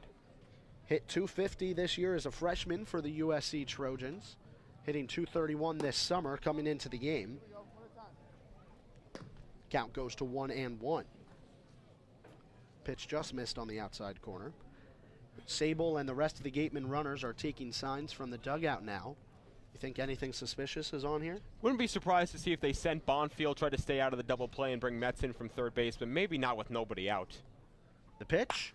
This one is lined into center field. Metz looking ready to tag. He will not go. He'll hold up at third base. Really great throw from the center fielder Mangum. And if Metz had elected to go, he would have been out. So good job holding up. Yeah, Mangum might arguably be the best defensive center fielder in the Cape League. Had a great year last year for the Bourne Braves and back this year for Hyannis. One of the top players in the SEC, and with the great speed, the great arm, with the ball only hit that shallow and that hard, no way Metz is going to be able to score from third base. Sable was the fourth batter of the inning, but he's only the first out. And this will bring up John Topa, who scored the game's first run back in the third inning. Maybe he'll try to bat one in. Pickoff throw over to first. Bonfield's back in time. One thing you do know here is if you do send Bonfield, Topa is terrific at putting the ball in play and is especially good at going the other way and hitting the ball on the ground. Topa with the bat on his right shoulder. Awaits the 0-0. It's just inside, almost clips John Topa. He gets his gut out of the way, and the count will go to 1-0. On deck is Tanner Dodson, who laid down a sac bunt his first time up. But we know what he is capable of as both a pitcher and a hitter. Right now hitting .286 on the summer. Coulter's offering, swinging and missing on a ball in the dirt is Topa. But more importantly for the Gatemen, Luke Bonfield finds his way down to second base, and the double play ball's off. It'll be scored a wild pitch. Bonfield did not break until that ball was well in the dirt. Tough swing there by Topa, and time's called now. Dominic DiCaprio wants to have a chat. Nick Swanlin's up in the bullpen, out in right field. Looks like a submariner of sorts. We've seen a couple of those over the last handful of days go against the Gatemen. One in Falmouth, Gadsby. He had a really great outing against the Gatemen. Two innings scoreless. And time's going to be called now, and I think Chad Gassman does want to make the move to the bullpen. It's in the middle of this at-bat. You've got ones on the scoreboard for John Topa. 1 ball, 1 strike, and 1 out. And that will be the end of Kevin Coulter. All right, we're going to take a quick little break here on the Gatemen Baseball Network. The Gatemen have 2 runners aboard in scoring position. We'll be right back.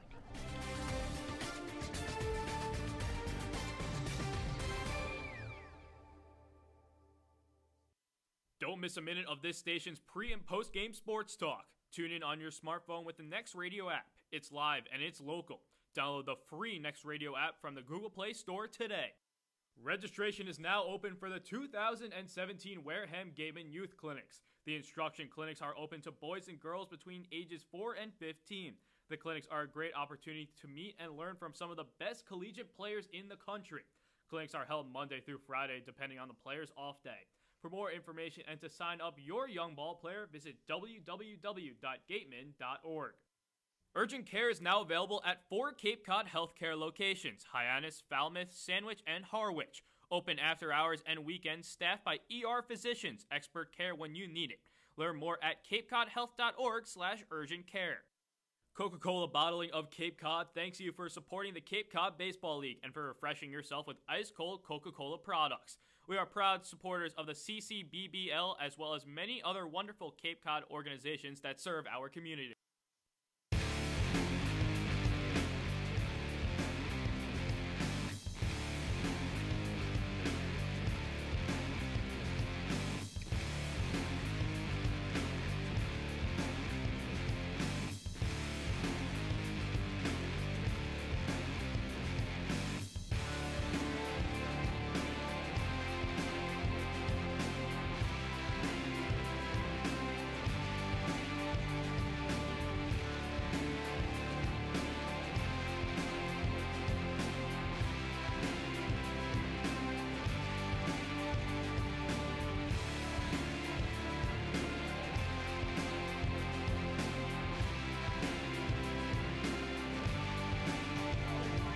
The new pitcher for the Hyannis Harbor Hawks, it's Nick Sandlin, and he comes in a really tough spot against the Gatemen. You've got one of their best hitters for average up, John Topa. He has 3 RBIs on the season, and he could possibly get number 4 or number 5 here. There is a 1-1 count, and the Gatemen hold a 2-1 lead. Sandlin is a sinker ball pitcher with the way he throws, submarine style, so you have to think that currently right now, Hyannis hoping for a ground ball right in an infielder. Ball called, the first pitch from Sandlin, who comes from Southern Miss with the Golden Eagles. Count is 2-1 for Topa, who's showed us some outstanding stuff this season when he has this hitter's count in his favor. Sandlin out of the stretch. Sidearm is outside. Topa is now 1 ball away from loading the bases for the Gatemen with Tanner Dodson up. Topa did walk his first time up, showing us really great plate discipline. Just in there every day for the Gatemen, always providing quality at-bats. Line shot, it just skips over the head of the second baseman Proctor. Rounding third and heading for home is Bonfield. He will slide in time. A 2 RBI single for John Topa. The Gatemen have a 4-1 lead in the 4th. A 1-out RBI hot shot just right past Proctor at second base. That was probably going to score Mets one way or the other, but that thing getting by Proctor allows Bonfield to come around, and the Gatemen are able to do something that they've struggled to do in past couple of games, which is not just score a single run, but tack on and put a little more pressure on the opponent than they have in days past. Hard to rule that an error. I mean, that's just Spillane Field giving Ford Proctor a bit of a tough hop. And this is going to be a ball down low to Tanner Dodson. Man, real tough break for the Harbor Hawks, but the Gatemen love it. It's going to be a 2 RBI base hit. John Topa coming through in the clutch, as he has before this season. And there's Topa going the other way once again, using that hole between first and second base. The 1-0 swung on and missed by Dodson. Topa talks about how that's just naturally how he's always swung the bat. Even back in high school, he was someone who always went to right field. He says that sometimes it gives him trouble because when the ball comes pounding in on him, he's not able to turn on it and go down the left field line with it, but he goes just the right field naturally.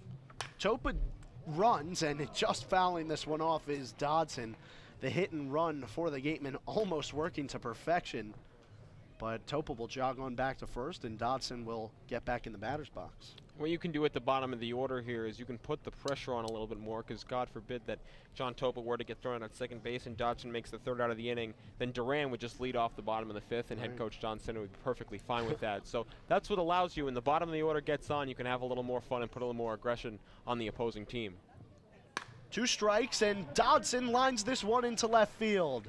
It's a base hit. Topa will hold up at second, and these Gatemen bats continue to roll. Count them up. 1, 2, 3, 4, 5 hits in this 4th inning. I've been really impressed with Tanner Dodson. He's someone who, well, one day will take BP, and the next day has to go down with Jim Lawler and work on his pitching, and he's never really in any sort of rhythm, being the fact that the Gatemen, along with his coaches back at Cal, are turning him into a more of a permanent starting pitcher. But every day he comes up here and gives quality at-bats, and the first sacrifice button right there goes right with the pitch, middle in, and is able to kind of inside out it and shoot it to left field for a base hit.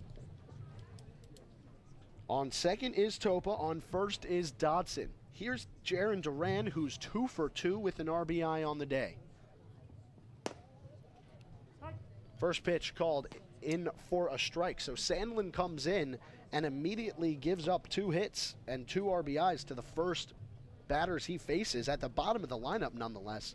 The pitching change might not have worked out for the Harbor Hawks the way they'd like it to. Yeah, and this should be a favorable matchup for Duran. He's someone who likes the ball middle in, sometimes struggles with the ball away, and so far that's exactly where the ball has been left up. This ball just misses on the outside corner, and the count will be 1-1-1 again.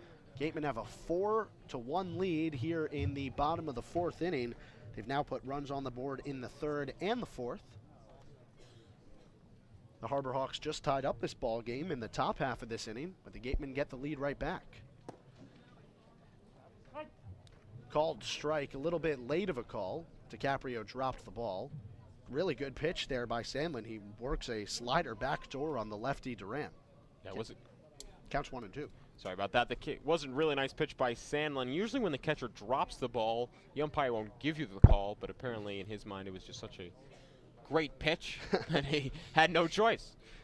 The 1-2. Duran slaps this one the other way. That was not a broken window. That was Larry on the sound effects board. So the count remains at 1-2. All the windows here at Wareham High School are fine. In fact, a couple of young fans trotting off with that baseball. You won't find as good as sound effects on any other field in the Cape League that you do here at Spillane Field. Very diverse batting practice songs as well. The 1-2 is just down low and outside. Sandlin trying to work that backdoor slider again, but it doesn't work. Duran holds up. And Duran, who's 2 for 2 today, has 2 stolen bases as well, and an RBI. John Topa stands over there at second. He might be trying to score his second run of this game. You're not going to tell me it's a coincidence that when the Gatemen scored 11 versus Orleans and they're at 4 right now, both games Duran played terrific. Duran lines this one just foul along the left field line. So Duran really serving as a spark plug for this Gatemen team at the top of the lineup. Certainly a catalyst for the rest of the lineup that follows, because when you get your table setters on base, then it forces the opposing pitchers to go after your middle of the order bats a little more aggressively. When there's nobody on base and 2 outs, you can throw off-speed pitches to the 3, 4, and 5 guys all day long without much problem. Duran really working a great at-bat here as well, has been fouling off 2 strike pitches, making Sandlin work. He deals the 2-2 now, and it's grounded just foul the other way. So this has to be frustrating for the Harbor Hawks pitcher right here. He's really made some good pitches and either just missing his spots, and when he does throw strikes, he gives up hits. But now in this at-bat, Duran has slowed down the game a little bit and really make this relief pitcher work.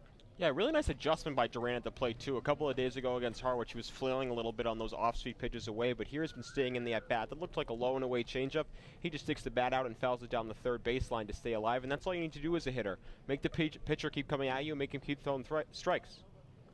The 2-2 once again, swinging and missing is Duran, and he will go down on strikes. We haven't seen him do that too often. But Kyle Kasser, he's 0 for 2 on the day, but a candidate to get another couple of RBIs. In 4 games this season, he has 3 of them. Yeah, that looked like a very, very slow off-speed pitch right there to Duran. Duran well out in front of it. That pitch was actually up in the zone. If Duran had waited on it, he probably would have had some success. But just a little too out in front of what seemed to be, once again, a very slow off-speed pitch. And now Kyle Kasser, who's done a great job going the other way all season long up here with the Gatemen, will try to do it once again on that low and outside sinker. Kasser takes outside. This, by the way, is the 3rd lefty that Sandlin will face. Tanner Dodson, the switch hitter, he batted on the left side against the righty Sandlin. So Gatemen have a bit of an advantage here at the top of the lineup. Kasser swings and fouls this one back.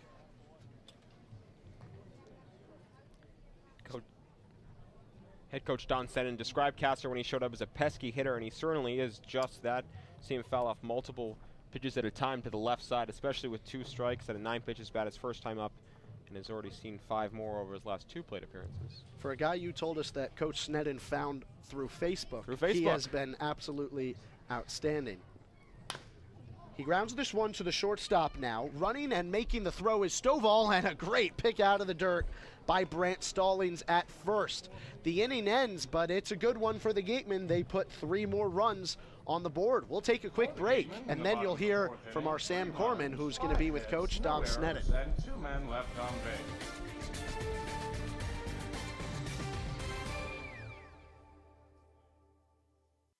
Coca-Cola Bottling of Cape Cod thanks you for supporting the Cape Cod Baseball League and for refreshing yourself with ice-cold Coca-Cola products. We are proud supporters of the CCBBL as well as many other wonderful Cape Cod organizations that serve our community.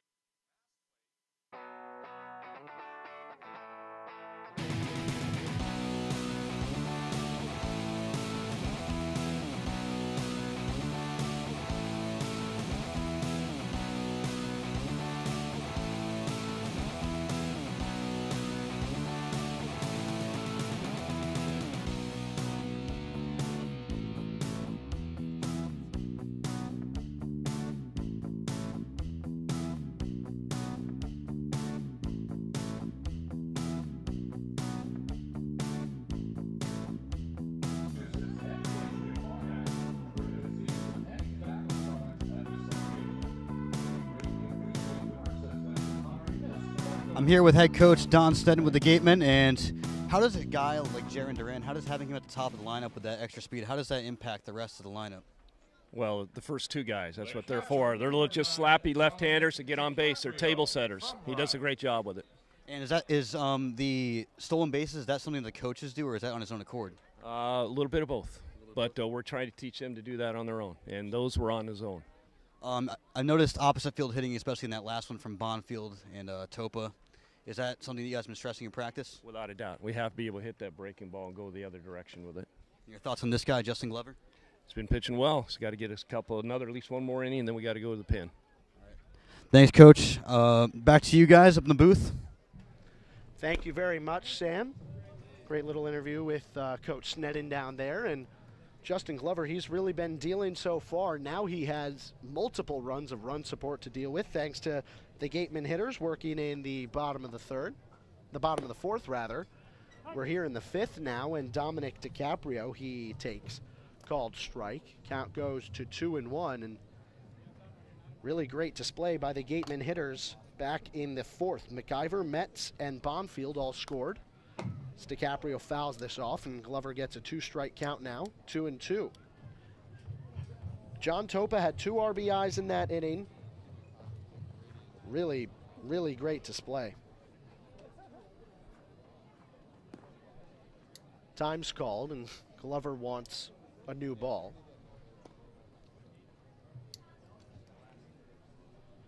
DiCaprio had a single his first time, but was caught out at second in a fielder's choice. The whole infield is back right now. They expect a little more power than him than they do speed. Breaking ball from Glover, and this one's just fouled away, trying to go back door on DiCaprio.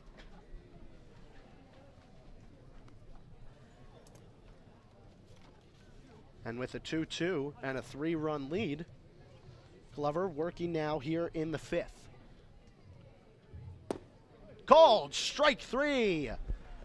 Glover is pretty pleased with himself right there. He sends DiCaprio back to the dugout, and that's going to be the first strikeout of this game, and it's brought to you by the law offices of Lang, Exafaris, and Bullard. So DiCaprio's sent packing, and this will bring up Jake Mangum, who has a single but was stranded at third in the first inning. He popped out to the third baseman Metz, his last go-around back in the third. He's the leadoff man for this Harbor Hawks team, and he bats now with 1 out.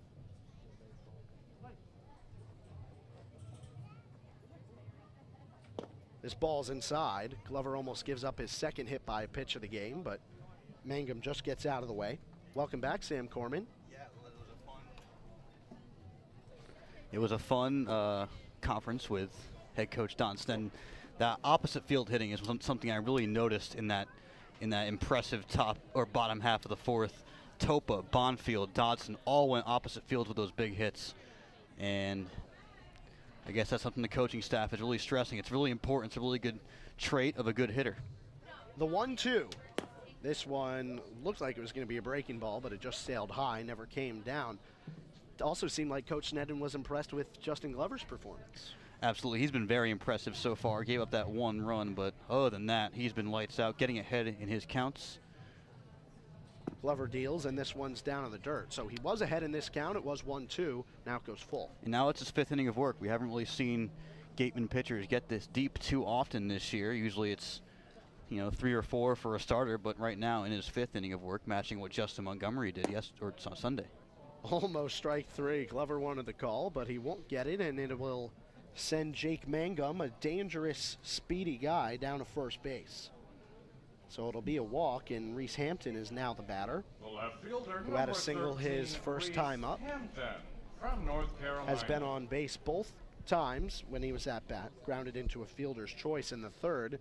Hampton, the second victim of Willie McIver's over at first base. That was back in the third. Glover deals, and there's that backdoor slider curve. Doesn't have as much downward movement as a curveball, but a little slower than a slider. But whatever it is, it really looks good. 0-1. Glover taking his time now. looking carefully over at first where Mangum is. He deals in the dirt and throws this one down in the dirt. Getting word that Noah Zavalis is warming up in the bullpen. We haven't seen him in a while. We've seen him warming up in the bullpen on several occasions, and then the Gatemen decide not to use him, Coach Lawler, for whatever reason. Glover's really been solid in this ball game. Pickoff throw to first, not in time. One thing I did notice over there down the first baseline while waiting to go into for that interview is how vocal the first base coach is with pickoff moves and how vocal the rest of the dugout is. It's very important because that runner is not the only guy paying attention. Runner goes. McIver throws down to second. The throw is in time. Duran puts the tag on the chest. Willie McIver throws out Jake Mangum. Runners clear and 2 outs. How about that throw from Willie McIver? You couldn't ask for a better placement if you are Jaron Duran out there at second base on the first base side of the bag, just right where you want it to be if you're Willie McIver. His throws have been so impressive no matter where they are on the field. Foul ball by Hampton, and suddenly Glover is 1 pitch away from getting out of the 5th inning. So that caught stealing by McIver really changed the course of this top half of the 5th.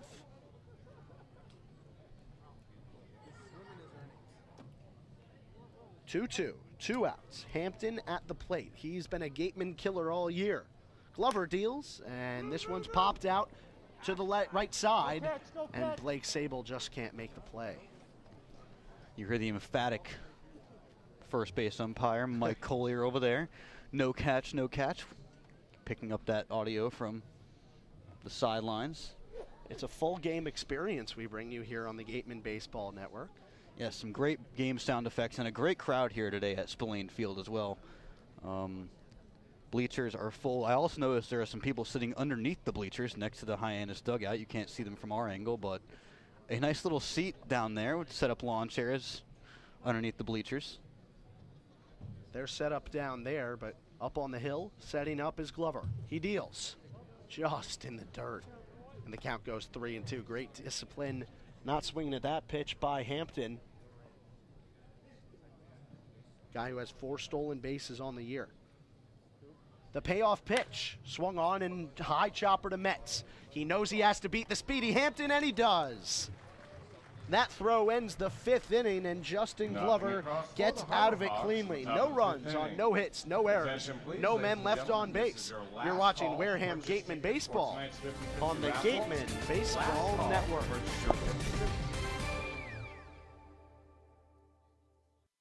Learning at Curry College extends beyond the classroom and is embedded in all that they do. Curry prepares students to engage in successful careers and active citizenship with a global perspective. Explore undergraduate majors, minors, and concentrations, including new majors in accounting, biochemistry, and software development. Online at www.curry.edu.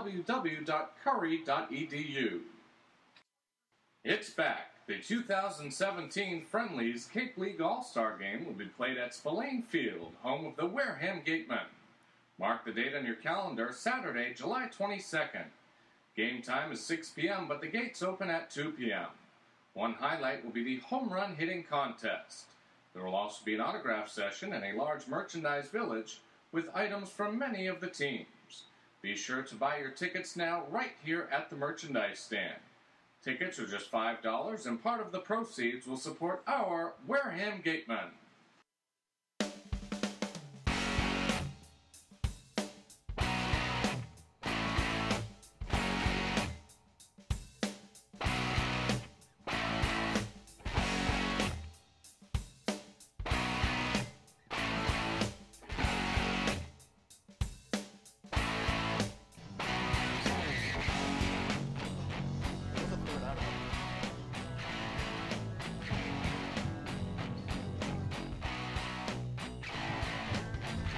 Connor Green is the new pitcher for the Hyannis Harbor Hawks. Welcome back. You're watching the Gatemen Baseball Network. I'm Connor Federico alongside Sam Corman. Man, what a long bottom of the 4th for the Gatemen. They had 5 hits, 3 runs, and then a very short top of the 5th for the Harbor Hawks, so momentum starting to swing in the Gatemen's direction. They have a 3-run lead. Hitter number 15, Tristan Pompey. Yeah, a tough outing from Kentucky. there for Nick Sandlin coming in there in relief for the Harbor Hawks. I was really high on him at the beginning of the season because I noticed his great numbers at Southern Miss, and I was hoping he would come in some of the earlier games, but this is the first chance the Gatemen had to see him. A tough outing for him. Tristan Pompey was the only batter that did not get a chance back in the bottom of the 4th. The inning started with Willie McIver, who's on deck currently, and it ended with Kyle Kasser. The 0-1 pitch is inside, but called for a strike. So the count will go 0-2, and Pompey has certainly fallen behind in a couple of counts. Pitchers, they really attack him because they know what he can do based on his year with the Kentucky Wildcats. 0-2, called strike 3 on the outside corner. Pompey a little frustrated, the shake of the head, and he'll walk back to the dugout now. But Willie McIver, he's up, and he's had a good day. A double to the opposite field and scored a run. The catcher number 17. That double was a great Willie piece of hitting by McIver back in the 4th Washington. inning. And anytime he gets on second base, a single will automatically score him, and that's exactly what happened when Robbie Metz got that follow-up hit. An 0-2 count. Willie McIver hit that one on too, by the way. Swing and a miss from McIver. Has been one of the more outstanding hitters in all of Cape Cod baseball this summer. Had a pretty good year with the Washington Huskies too. He hit .292. And he takes a ball low, but .292 is pretty good, Sam. That would have been really good for the Cape League, but McIver's not just doing really good, he's doing really great, fantastic, superb, whatever you want to call it. He's hitting 100 percentage points better than that. He's certainly been fun to watch. Swing and a miss, count goes 1-2. He's easily been the best hitter on this Gatemen roster. Consistency has just been there. He's getting, most games he's getting at least, you know, if he's not getting a hit, he's getting at least one really good at bat in. And it's just so hard in this league to just be that consistent, and McIver has just been doing that. He takes a ball way outside. And adding stolen bases as well. You know, last I checked, he was among the league leaders in stolen bases. Among the league leaders in batting average as well. Still tied for 7 with Witherspoon from Bourne, who we have yet to see, but he's a center fielder. McIver's a catcher. Ground ball, short chopper, picked up by the third baseman, Coffey. He makes a really good throw on the run, and that will send McIver back to the dugout, 2 away. McIver showing off some of that speed we were just talking about, and that forces Micah Coffey to make a pretty swift and athletic play over there at third base on the run. Correction, the third baseman, number 9, Robbie Metz from George Washington. And this is a guy you know would like to follow up that single back in the 4th inning, Robbie Metz. Robbie Metz with a 4-game hitting streak. He takes this one high. Count goes 1-0. Another guy with great plate discipline. He also pitches for George Washington, so he definitely knows the arts of both hitting and pitching. And that's a great advantage for a batter. You know, when you're a catcher or a pitcher and you just have a better understanding than most position players do of what to do in certain situations, that's got to be helpful. Yeah, as a pitcher, you're the one that knows what kind of pitches are going to move in certain directions, and you also just know as a hitter, you just in general have a better understanding of what's going on. You know, you understand that the slider from this guy on the mound right now is going to move a certain direction. It might move at a certain time. And that will be a swing and a miss for Metz, and it's a 1-2-3 inning for the Wareham Gatemen here in the 5th. No runs, no hits, no errors, and no men left on place. But Wareham does have a 3-1 lead, and you're 4-1 lead rather. You're watching Wareham Gatemen Baseball on the Gatemen Baseball Network.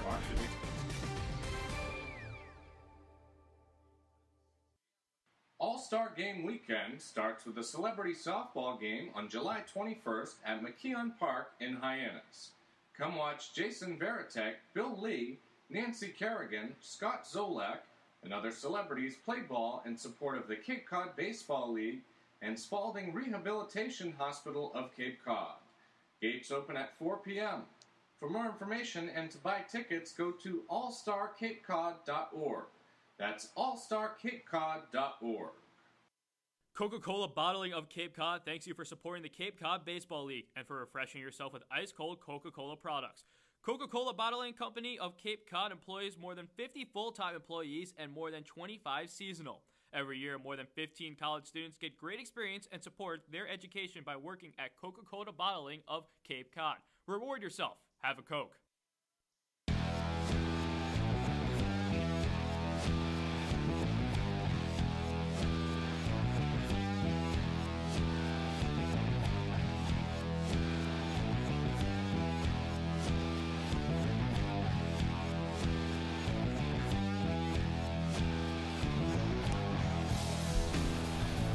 Justin Glover's day is done. He throws 5 innings of 1-run ball, gave up just a handful of hits in a really impressive performance for the Wareham Gatemen. Replacing him up on the hill, it's Noah Zavalis. He stands 5'11", 190 pounds. Big changeup from Glover, who stands 6'1", so not too big, just 2 inches. But Glover from the southeast, comes from Georgia. Zavalis just from the Boston area. What do you have on him? Zavalis came here to develop that off-speed secondary pitch, that breaking ball. His fastball is already pretty good. But one thing he'd like to bring down, he had an opposing batting average of .346 this season at Harvard.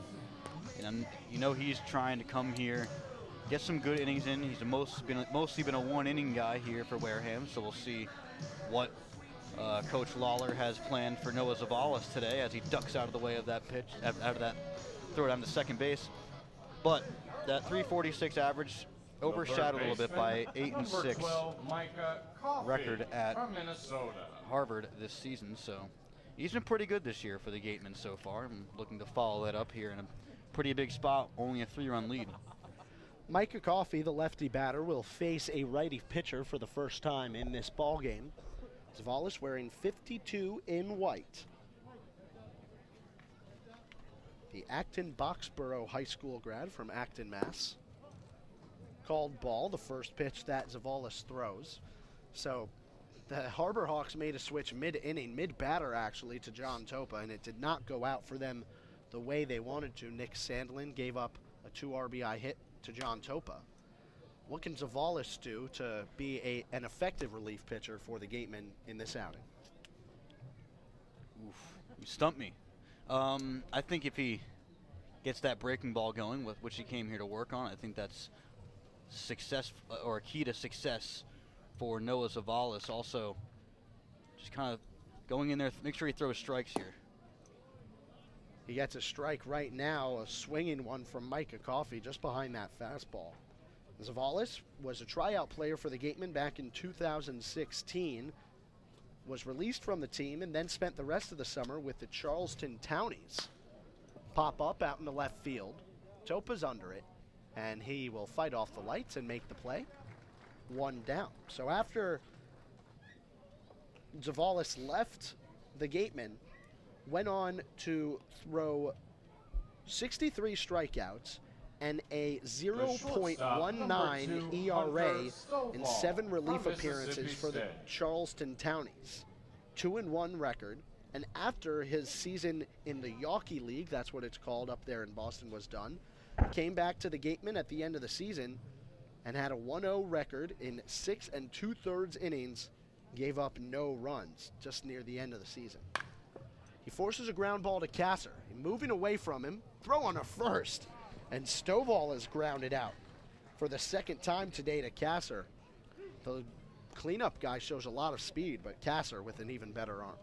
That's gorgeous there from Kyle Kasser on the run once again with a beautiful throw over to first, and there was no doubt right fielder, that Stovall was going to be retired on that one. From Mississippi. The 3 and 4 batters, Coffey and Stovall, are retired the same way in the 6th inning that they were in the 4th inning. Flyouts to left field for Coffey and ground balls to shortstop for Stovall. Here's Olenek, who is hoping to repeat the success he had back in the 4th inning.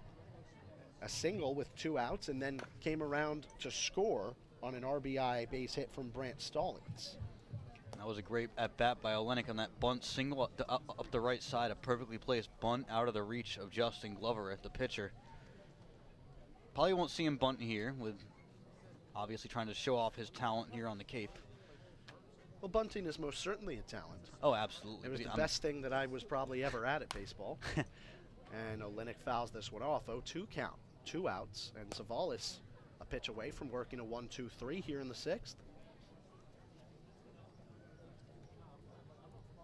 Olenek, one of the tallest players, one of the tallest position players out here on the Cape. He stands 6'5", only 185 pounds. Wearing those bright pink shoes. A lot of the Harbor Hawks have them, and Olenek calls time.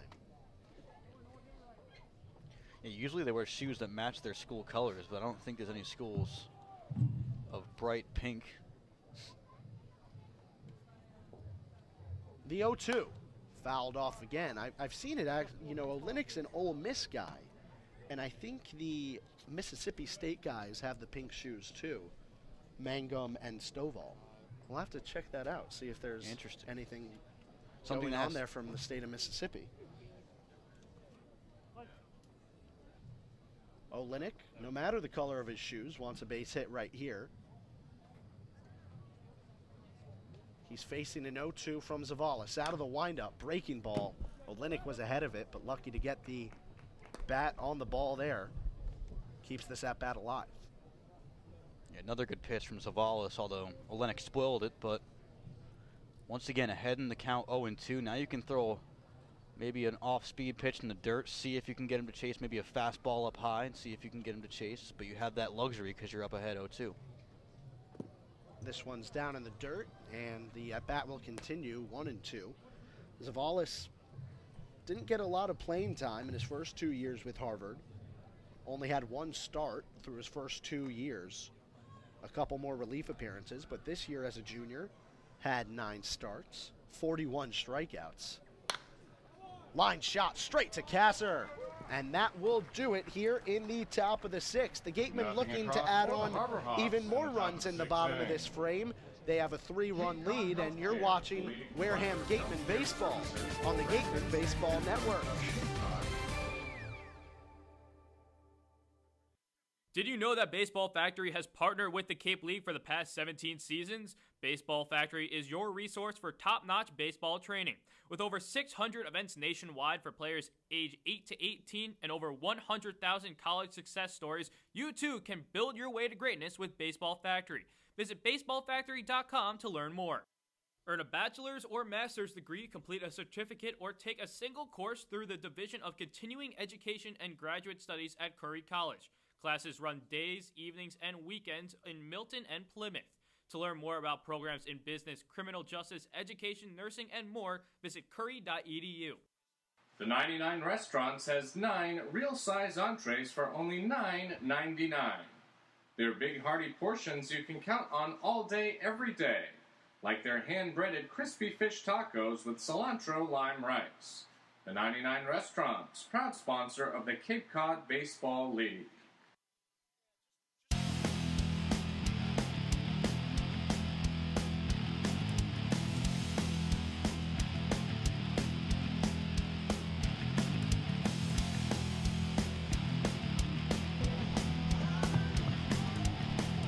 It's Wareham Gatemen Baseball, and you're watching it on the Gatemen Baseball Network, thanks to our live YouTube stream. Thanks for watching with us tonight. I'm Connor Federico, joined by Sam Corman. And just as a reminder, the Gatemen Baseball Network wants you to know that you can contact us anytime by emailing pressbox@gatemen.org. Feel free to send us your questions or comments. We'll make sure to address them as soon as possible. Luke Bonfield steps in now, takes a high ball. And make sure you're keeping up with all the Gatemen action 24/7 by following the Wareham Gatemen on Twitter, Instagram, Facebook. You're watching YouTube. And also, our radio highlights are on SoundCloud.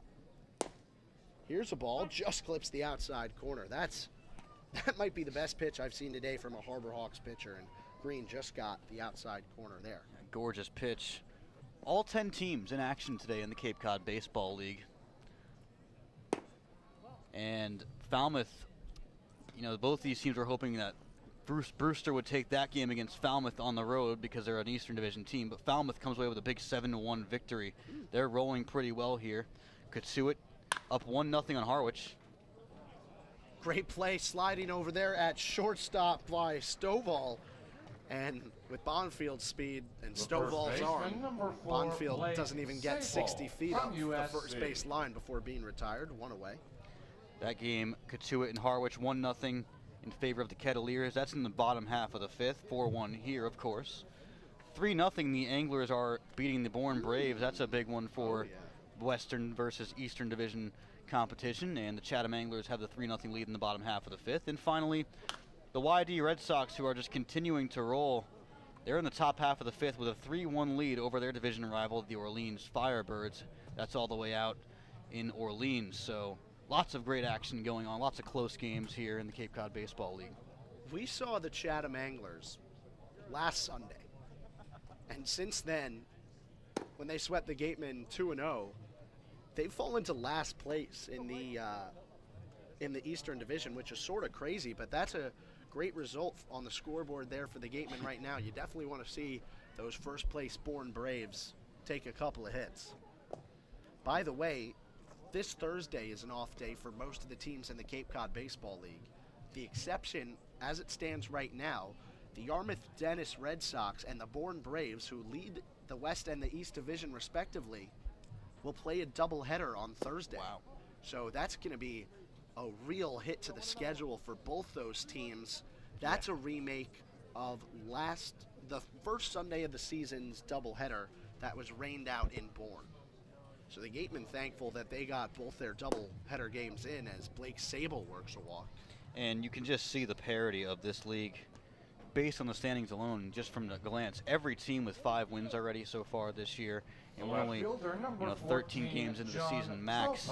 And especially the East Division, or the West Division, only separated by 4 points. That's just 2 wins. That's the Gatemen and the Braves, first to last.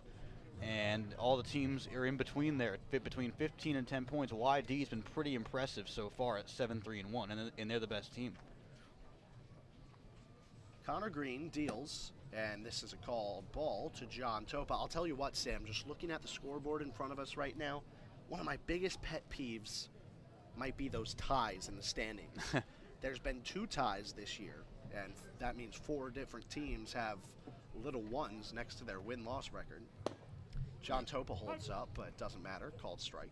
Yeah, it's tough with those ties, especially with those teams without lights, Brewster and Katsuit, YD. Without lights, they're just bound to have more ties than the rest of the teams are. Right. And the Gatemen haven't been involved in one yet, and they haven't really had any tie games going in late. Good pickoff move by Connor Green, but Sable was on his toes, diving in safely. So that Falmouth-Brewster game's the only one that's gone final. Falmouth putting 7 runs up on the board. Really impressive stuff. 3 RBIs from Marty Bikina. This is going to be a little ground ball for a base hit by John Topa. Little luck right there for the UConn star, and he has his second hit of this ball game. Still hasn't been retired. He also has 2 RBIs and a run scored. Really great performance by him right now. Not a textbook base hit for John Topa, but he gets the job done. To elaborate on Marty Bikina, he hit 2 more home runs today for the Falmouth Commodores. That's 6 on the season for him.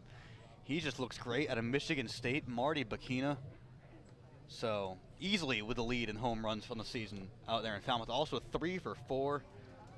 Now up to 340 in average on the season. A lot of great hitters on that Falmouth roster. They took a while to come into their own, but they look like a really good team down there on the South Shore, down near Martha's Vineyard.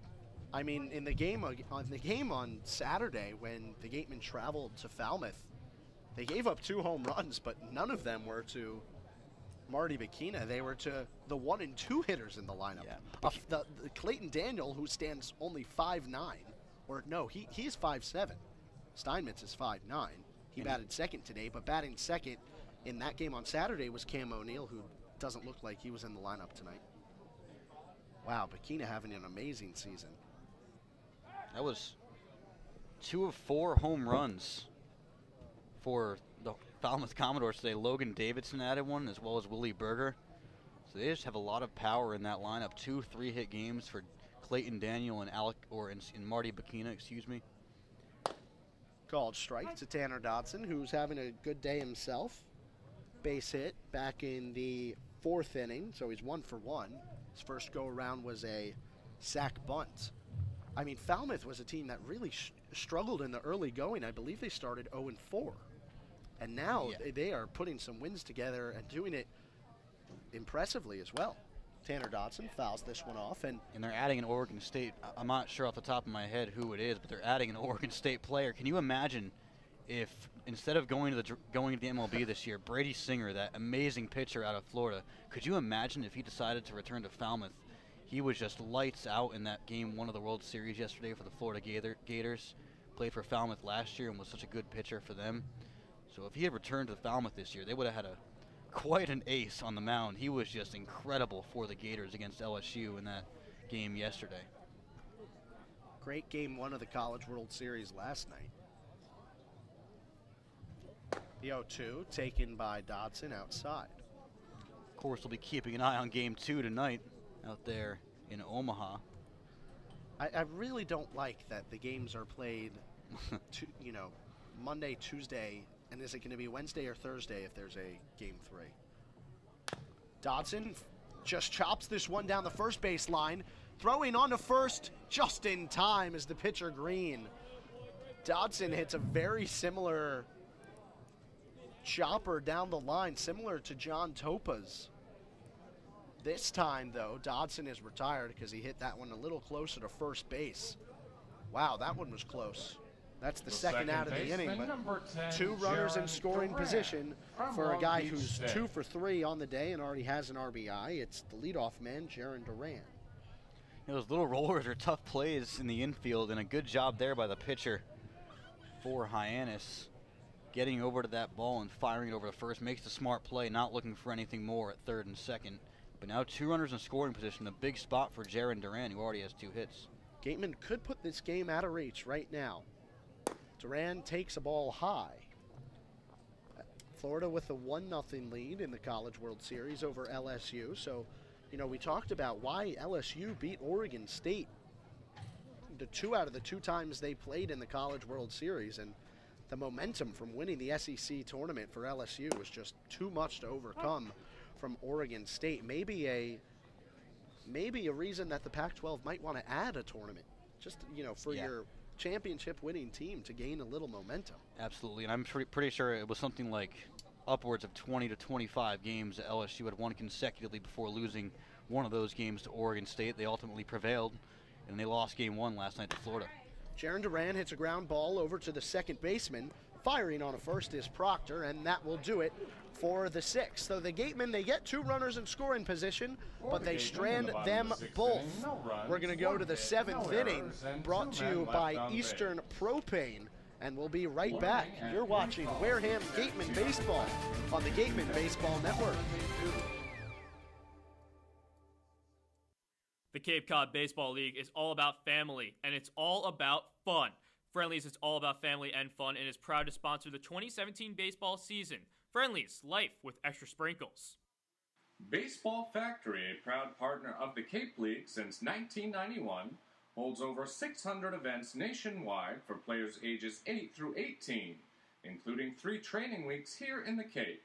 Baseball Factory alumni have played on every Division I college program across the nation, plus 400 have made it to the majors. Visit baseballfactory.com to learn how you can build your way to greatness. Curry College offers 14 NCAA Division III athletic teams in sports such as football, baseball, softball, basketball, hockey, soccer, lacrosse, tennis, cross country, and volleyball. Read about the success of the Curry Colonels and their championship teams. It's all online at www.curry.edu.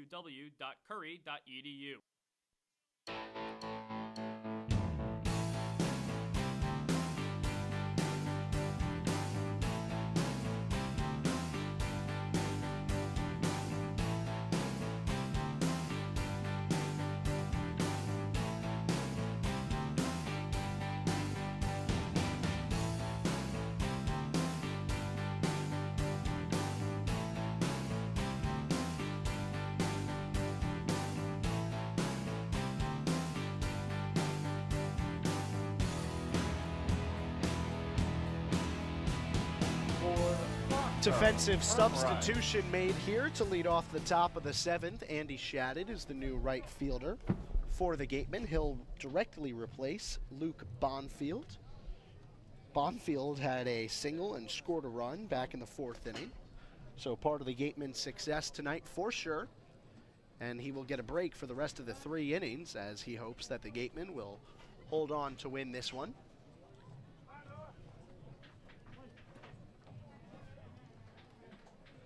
Noah Zavalis back out for his 2nd inning of work. He deals, and the first pitch he throws is called a ball to Ford Proctor, who just made the play over at 2nd to retire his second baseman counterpart, Jaron Duran, to end the 6th inning. Gateman still holding on to this 4-1 lead, and a foul ball by Proctor. We just talked about the College World Series a little bit. 2 former Gatemen playing in the series, and we saw before, you and I saw in the box score that Cole Freeman, the second baseman, who was here most recently back in 16, he's 1 for 1 today. Kramer Robertson, who was here in 2015, he's 0 for 1. Yeah, but of course in the first inning of a game, you rely, as a leadoff hitter, as a 2-hitter, you rely on the guys behind you to get those runs in the first inning, and Freeman did a nice job getting on base there early on in that ball game, but unfortunately the great hitters behind him for LSU were unable to get the job done against a phenomenal pitcher for Florida in Dyson. He's been phenomenal all year with that 3.44 ERA.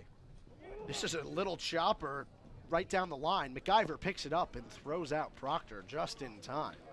1 out. The first baseman, number 25, Brant Willie Stallings McIver, he's from had Georgia time at Tech. the catching position, but has mostly played third base, and he just showed us why he's a really great defensive catcher. He has the instincts to get up early. Maybe that ball looked like it was going to be Attention, foul, please. Pinch hitter for the Harbor Hawks. but Now batting little number great 30, play by Robert Newstrom from McIver. Iowa. And we're going to see a pinch hitter here. A lefty will replace the right-handed Brant Stallings, so little pinch hitting replacement. It's going to be Robert Newstrom. So both teams engaging in the chess match right now. Don Sneddon and Chad Gassman. Yeah, Newstrom was probably the most dangerous hitter not in this Hyannis lineup today, and now this is going to be tough for Zavalis to come in here and face one of the best hitters that Hyannis has off the bench. Newstrom from Iowa hitting .375 currently for the Harbor Hawks. Also has 2 home runs and 9 RBIs. That leads the Hyannis club, by the way. Yeah, I guess he was just getting the night off, but coach wanted to get him in here, get a quick at-bat. He hits a ground ball to Blake Sable. He's running to the bag, and he makes the play just in time. Great show of athleticism there by Blake Sable. And Sam, you know, Blake Sable's a catcher. And maybe not a lot of Gatemen fans would know that because he has been the starting first baseman night in and night out for Wareham. Looks like we're going to get another pinch hitter here. And why wouldn't you with a clog at the catching position? Obviously, the USC coaching staff wanted Blake Sable to get some reps in at first base. Maybe not this many reps, but we've seen him taking practice with the catchers in most days, but just not getting those starts behind the plate with that clog back there of McIver and Jake Anchia. But he's been fine over there at first base. It's a tough position to play. You're usually, you know, it's one of the most underratedly difficult positions. You're involved in almost every play, unlike some of the other infield positions. And he's done a really nice job over there from Southern California. Pinch hitter here is Daniel Robinson for the Harbor Hawks. And don't think that Hyannis is throwing in the towel. These are some good hitters that they're putting into the ball game right now. Robinson from Central Michigan is hitting .342 on the season, has 8 RBIs, and has stolen 4 bases. He also has a .435 on base percentage, by the way, and played pretty well the 3 times that these teams have matched up so far in the early Cape League season. Robinson swings and misses and is quickly behind 0-2 on Zavalis, who has gone 5 up, 5 down since he's entered the game. Yeah, he's looked really good at getting that off-speed pitch in there and kind of getting some Hyannis hitters out in front. And that's been the key to his successes so far. Daniel Robinson, back in that 6-2 Hyannis victory here in Wareham, was 2 for 4 with a walk as well, also 2 runs scored, so he's no stranger to being successful here at Spillane Field already this season. The 0-2. Zavalis out of the windup, kicks, and here's a pop-up. It's going to fall in the Bermuda Triangle, but Robbie Metz beats it to the ground. A nice little play by the third baseman, Metz, and that will take us to the mid of the 7th inning. Get up, stand up, shake off those bones. It's the 7th inning stretch. You're watching Wareham Gatemen Baseball on the Gatemen Baseball Network.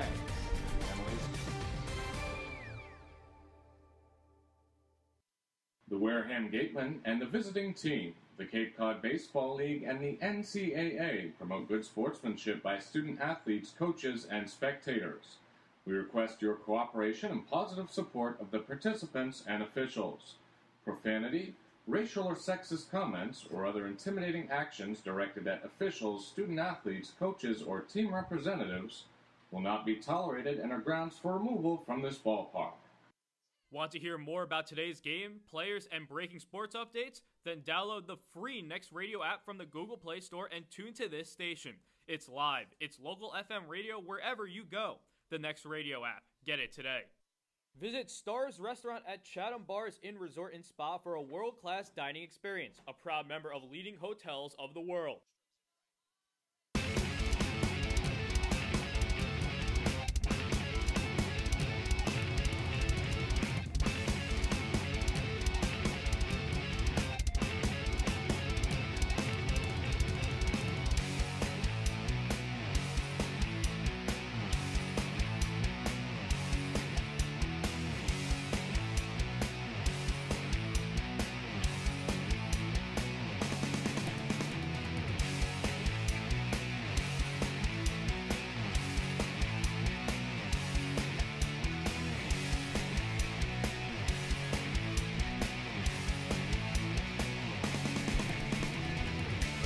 Bottom of the 7th inning here.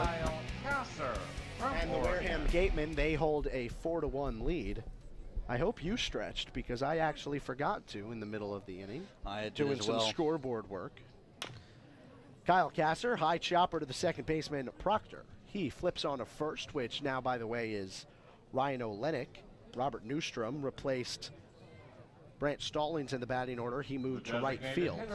Either way, there's one out now here in the bottom of the 7th for the Gatemen, and it'll bring up Tristan Pompey, who's without a hit tonight. Has certainly struggled. He has 2 strikeouts in this game and really looking to get something going. He fouls this one away. You'd like to see him get a base hit here. We've only seen him hit shots over the right field fence, and he struggled since then, and you'd like to see him, you know, maybe punch one opposite field, get a nice single here. He takes a ball down low, showing a little plate discipline right now, and the count goes to 1-1. Hasn't had the opportunity to bat on the right side in this game. Has only faced righties, the switch hitter. Swing and a miss on a high fastball. Count is 1-2. He just looks like he really wants to get the bat on the ball.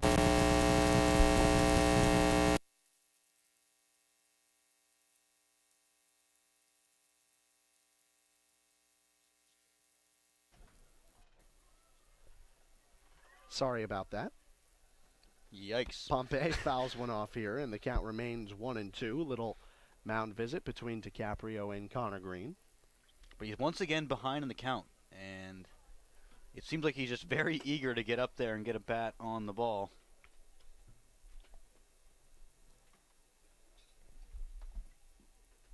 Four to 1 the score in favor of the Wareham Gatemen.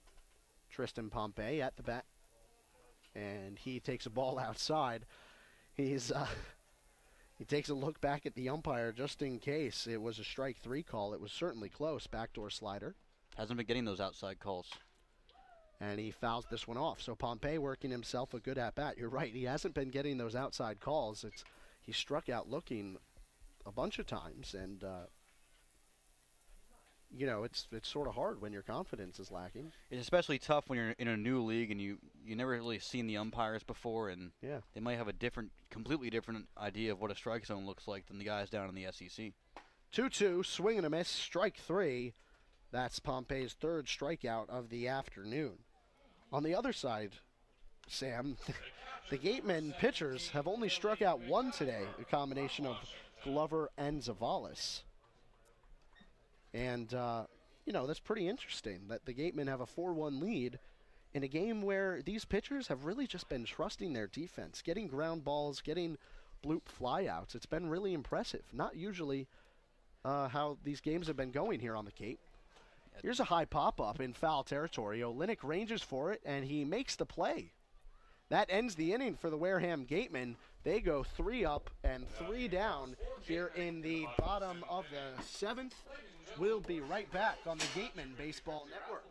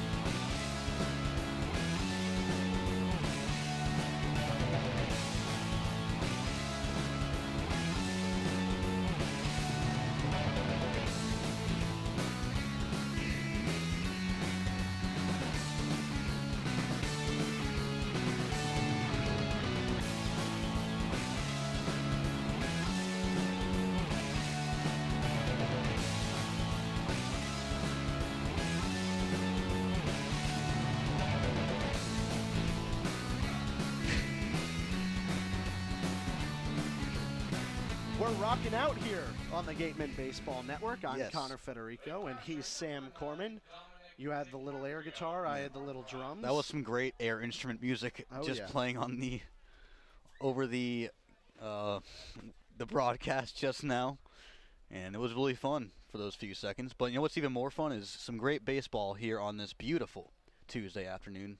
And a nice little lead here for the Gatemen right now. It's a 3-run advantage over the Hyannis Harbor Hawks. Foul ball by Dominic DiCaprio, who struck out back in the 5th, had a single in the 1st. And Hyannis, this has sort of been a day where they're struggling to get base hits.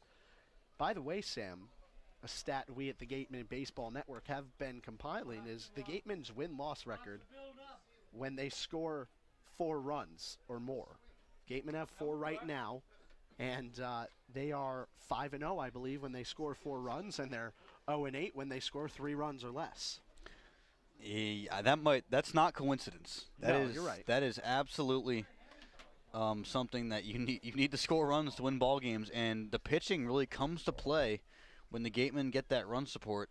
They're not going to be winning those little low-scoring games. 0-2, DiCaprio fouls it off. Willie McIver gets a new ball. On deck is Jake Mangum. And then after him will be Reese Hampton. Really nice crowd on hand tonight here at Spillane Field. It's a beautiful night for baseball. And Noah Zavalis, the 0-2, just misses up high. Really good pitch right there by Zavalis, the Harvard product. Back in 2013 was the Massachusetts Baseball Coaches Association Junior Select All-Star. And he now throws another pitch in the dirt. The count goes to 2-2. for 5-2 in white. He worked a pretty impressive outing so far with 6 up, 6 down for Zavalis. No strikeouts, which just showed his ability to keep the ball on the ground, get hitters to get hit over it. Called strike 3. Noah Zavalis gets the second strikeout of the day for the Gatemen pitchers.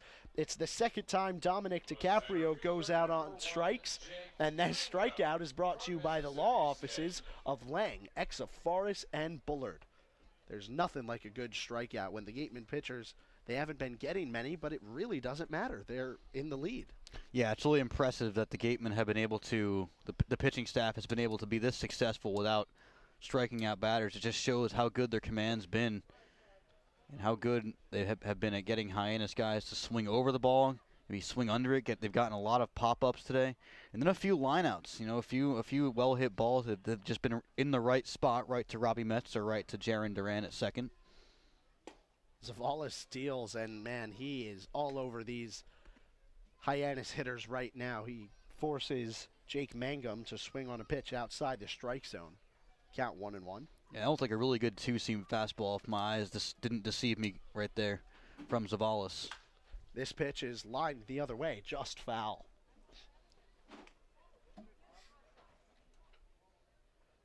One and two now for Zavalis. Man, Glover did it, and now Zavalis is doing it to perfection, getting ahead in the count, getting 2 strikes, and once you have 2 strikes, you can pretty much do whatever you want with a 0-2 or a 1-2 count, waste a pitch, try to get a hitter to swing on a ball outside the strike zone. We talked about it before the game, is that not getting that complete pitching performance that they've been lacking. Called strike 3 again. Jake Mangum, the leadoff hitter, goes down. And Noah Zavalis is caught looking 2 of it, the last 2 batters. And another strikeout brought to you by the law offices of Lang, Exa, Forrest, and Bullard. So after only having 1 strikeout through the first 7 innings, the complete day is sort of brewing for the Gatemen pitchers. But they have 3 strikeouts now, and 2 of them have come in the 8th. And that last pitch was a beautifully executed two-seamer that ran from the inside part of the batter's box back into the inside corner and froze Jake Mangum in the box. Called ball. I couldn't tell you why, Sam, but called strike 3 might be my favorite play in baseball. It's just so exciting. It's fun watching the hitters' reactions, sometimes, especially the ones that they know it's completely over the plate and they were just fooled by the pitch. You know, it's not good when they actually think it's a ball. Here's a ball down low, and I'm pretty sure both those pitches by Zavalis were strikes. Joseph Peters, the home plate umpire, has called a great game so far in favor of both sides. You know, while I'd love to see Zavalis come in here in the 9th and try to finish this one off, of course he still has 1 more out here, I'd still love to see a 3rd Gatemen pitcher come in here and kind of complete the performance. Called strike, and no matter who takes care of the 9th, you want to make sure that the door is shut quickly. Zavalis, you're right, he still has to get 2 more strikes here in the 8th inning to get out of the top of this frame. We don't want to get ahead of ourselves here. 2-1, called for a strike, clipping the outside corner. 2-2, so Zavalis falls behind 2-0, which we haven't seen out of him today, and he quickly fires back with 2 called strikes. I think you're going to see him go to that breaking ball here on 2-2. I don't want to try to put anything in his glove, but fouled off, so we'll do the 2-2 again. No matter what Zavalis throws, I think this is the outing from him we've been waiting to see, where he gets through the first 6 batters, now the first 8 batters he's faced, by the way, and really just shown complete confidence in whatever he's throwing. Yeah, every single pitch has been, you know, in the strike zone, and when he doesn't hit the strike zone, it's at least a pretty good pitch out of the zone, especially that 2-seamer. Looked really good for Zavalis. 2-2, called strike 3. 1, 2, 3. Noah Zavalis retires the side, strikes out the side. All on called strike 3. The 3rd one of this inning that's brought to you by the law offices of Lang, Exa, Forrest, and Bullard. We'll head to the bottom of the 8th inning. You're watching Wareham Gatemen Baseball on the Gatemen Baseball Network.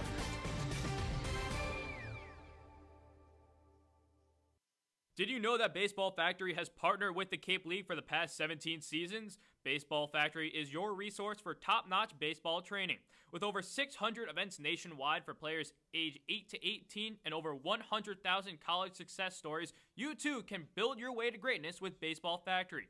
Visit baseballfactory.com to learn more. It's back. The 2017 Friendlies Cape League All-Star Game will be played at Spillane Field, home of the Wareham Gatemen. Mark the date on your calendar, Saturday, July 22nd. Game time is 6 p.m., but the gates open at 2 p.m. One highlight will be the home run hitting contest.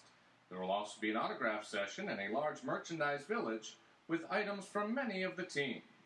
Be sure to buy your tickets now right here at the merchandise stand. Tickets are just $5, and part of the proceeds will support our Wareham Gatemen.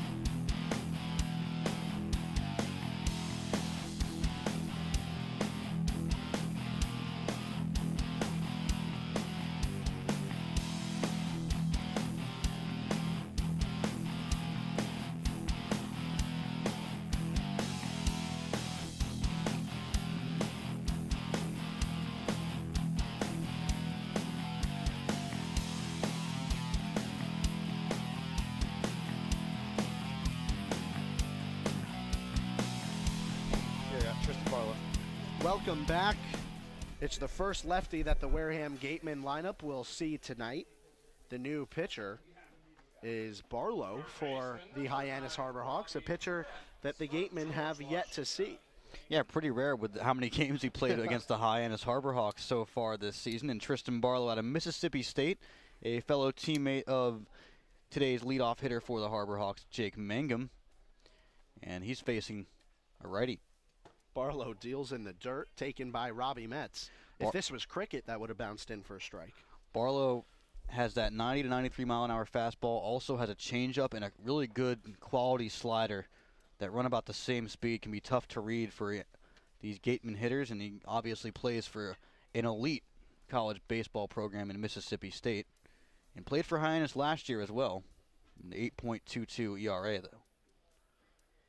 Looking to improve upon that career mark right now here in the bottom of the 8th. A situation where the Gatemen are just trying to tack on some insurance runs.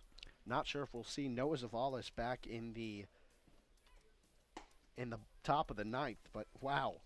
9 up and 9 down for Zavalis, and no strikeouts in the first 2 innings, but then 3 strikeouts, all called strike 3 on the 9, 1, and 2 hitter back in the 8th, or the top of the 8th. Here we are in the bottom of this frame. Metz just fouls this one off. And Tristan Barlow, guy that struggles with his command a little bit. Don't be surprised if he falls behind in counts.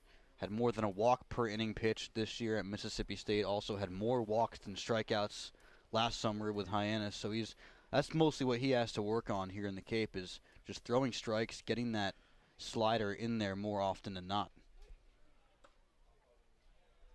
Ball on the outside corner. Catcher DiCaprio asks for an appeal, but the ruling is that Metz did not swing and will have a full count. On deck, by the way, is Andy Shadid, who will be taking in his first hacks after replacing Luke Bonfield in the outfield. The pitch, off speed, and Metz does a good job of just fouling this away.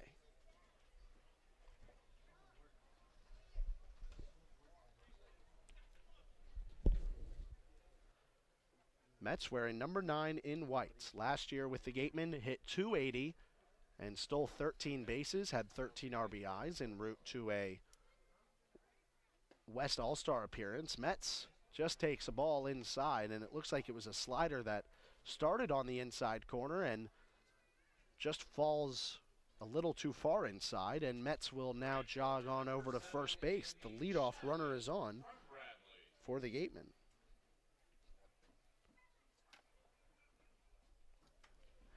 A big leadoff walk there. And we mentioned Barlow struggles with his command. Another walk there. The pitch to Shadid. He lines this one into left field. It falls for a base hit. The first pitch of the night that Andy Shadid sees. He drives for a base hit into left field. Great piece of hitting right there. Doesn't that feel good for Andy Shadid to come into the game, play an inning in the outfield, and come in here for his first at bat, and he's immediately on board. Yeah, it must. A really good piece of hitting right there. Doesn't even bother taking a few pitches at this point in the game.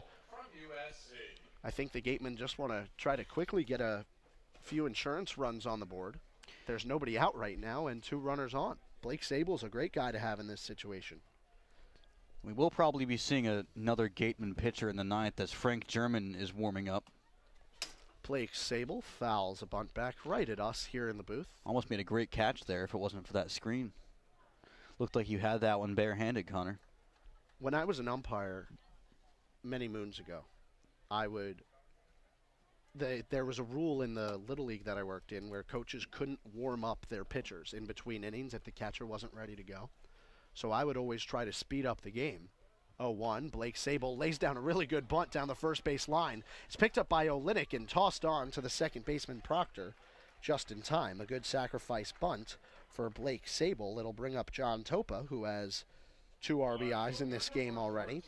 So as I was saying, the coaches weren't allowed to warm up the pitchers in between innings. So I would want the games to go by faster, so I would just crouch down like a catcher and say, hey, pitcher, throw your warm-up pitches. Would just catch them with the bare hands. Some of these kids were hitting 50 or 60. I mean, it never really burned too much, but wow, it was a good way to show off my toughness and keep the game going. Topa takes a called strike on the outside corner. Good two-seamer there. I'm pretty sure a 75-mile-an-hour breaking ball would not feel too good on the hand, but you never know. You saw this guy in Arizona catch a home run ball with his bare hand the other day. Impressive stuff. I've always been dreaming of doing that whenever I go out to any baseball park. It was my first game at Fenway last night. Also holding the beer in the other hand. Incredible. And was able to make the catch. That's awesome, though. First game at Fenway is always quite an experience. Yeah, I mean, I was sitting very near where Mitch Moreland hit his home run in this first inning last night as John Topa takes a swing and a miss. Moreland hit it up over the green monster, and we were sitting right in the triangle in center field. If that ball had been any further to the right, we probably would have been under it. My greatest Fenway Park memory is Derek Jeter's final game in the MLB. The 1-2 is high and outside to Topa. 2-2.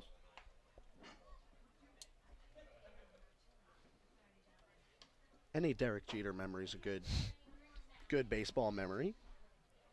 Number 2, Hunter Stovall, is playing shortstop tonight for Hyannis. He's in on the grass now, and John Topa takes a ball inside. Count goes full.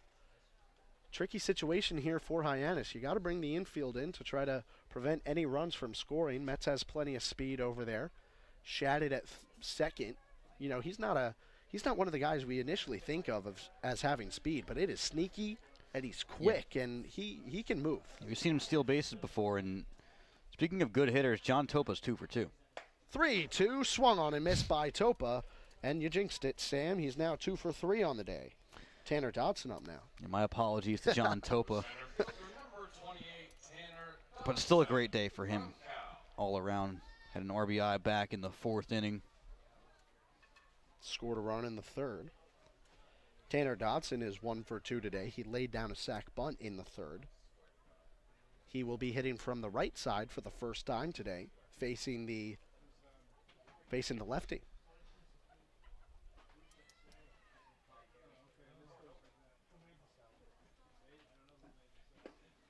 First pitch is down low, and Dodson takes. Even though that one missed, that was a really good pitch by Tristan Barlow. That looked like it was going to come inside on Dotson, and then it came back in over the plate. Dodson awaits the 1-0. He takes inside and just gets out of the way of that pitch. Pretty similar to what happened to John Topa just a couple of pitches ago. That slider running inside, I think he's trying to start it out on the far part of the plate and then run it to the inside corner, but it's not really working too well for Barlow right now. He mentioned his command is an issue. The 2-0. Swung on and hit into the gap in left field. Scoring is Mets. Rounding third and heading for home is Shatted. The throw is in time. What an effort by Andy Shatted, but he's caught out at the plate. The Gatemen add on another run, and the Six Flags music plays here at Spillane Field. It's a 4-run lead now for the Gatemen after 8. You're watching Wareham Gatemen Baseball on the Gatemen Baseball Network.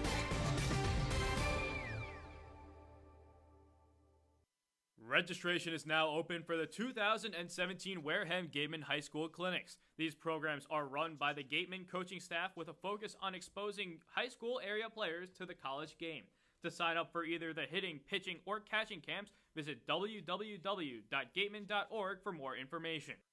The 99 Restaurants has 9 real-size entrees for only $9.99. They're big, hearty portions you can count on all day, every day, like their hand-breaded crispy fish tacos with cilantro lime rice. The 99 Restaurants, proud sponsor of the Cape Cod Baseball League.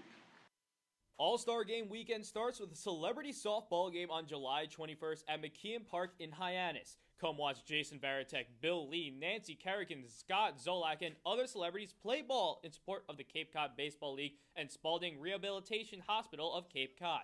Gates open at 4 p.m. For more information and to buy tickets, go to allstarcapecod.org. That's allstarcapecod.org.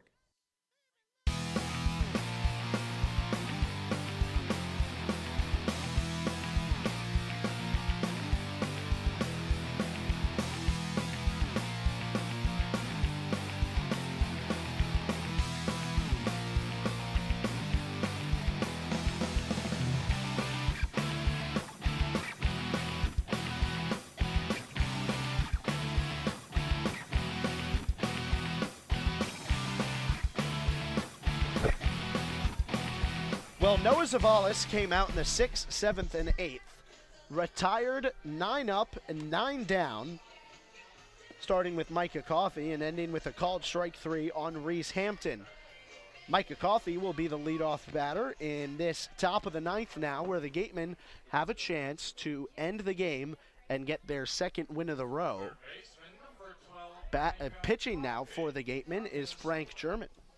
Yeah, Frank German coming in here from North Florida has had a few pretty solid outings so far for the Gatemen this season. We haven't seen him in a while, though. Has a fastball, curveball, changeup combo. That fastball running from about 90 to 93 miles per hour. And was very impressive this season with North Florida down in the Atlantic Sun Conference. 8-1 with a 2.43 ERA. And was also very impressive in another very good collegiate league last summer. Played for the Madison Mallards, the Northwoods League, and had a 2.6 ERA there. That's one of the top collegiate leagues out there other than the Cape League.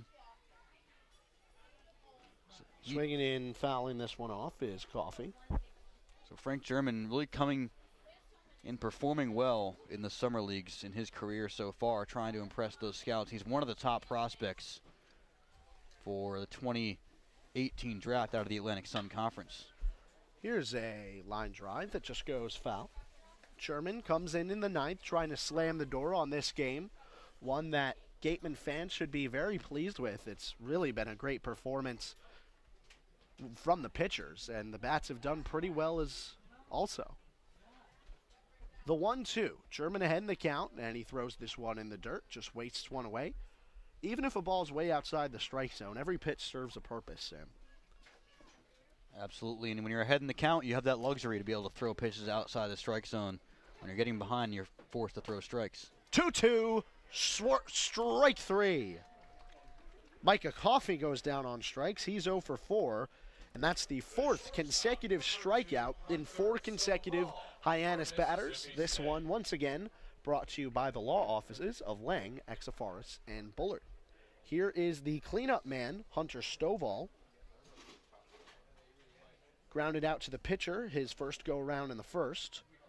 Takes a cut and a miss on this one, down on a knee, also wearing those pink shoes. And then he grounded out to Kyle Kasser at shortstop. Both of those plays were close plays back in the 4th and the 6th. He faces German now, shows bunts and pulls it back.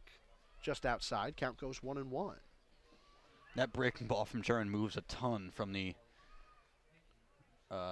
inside part of the plate back outward for the right-handed batter.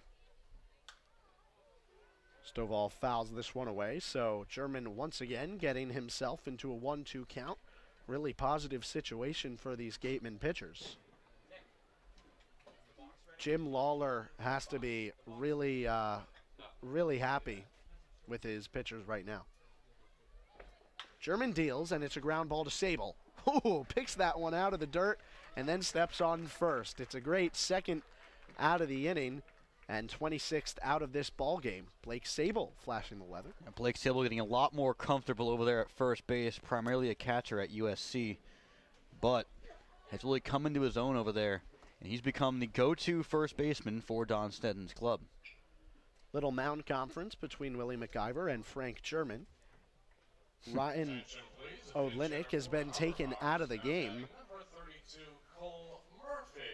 And as you've heard right there on the PA from Dan, our tremendous PA voice and the voice of some of the advertisements and PSAs in between innings here on the Gatemen Baseball Network. It's going to be a pinch hitter. The new pinch hitter is Cole Murphy. And he takes a ball on the outside corner.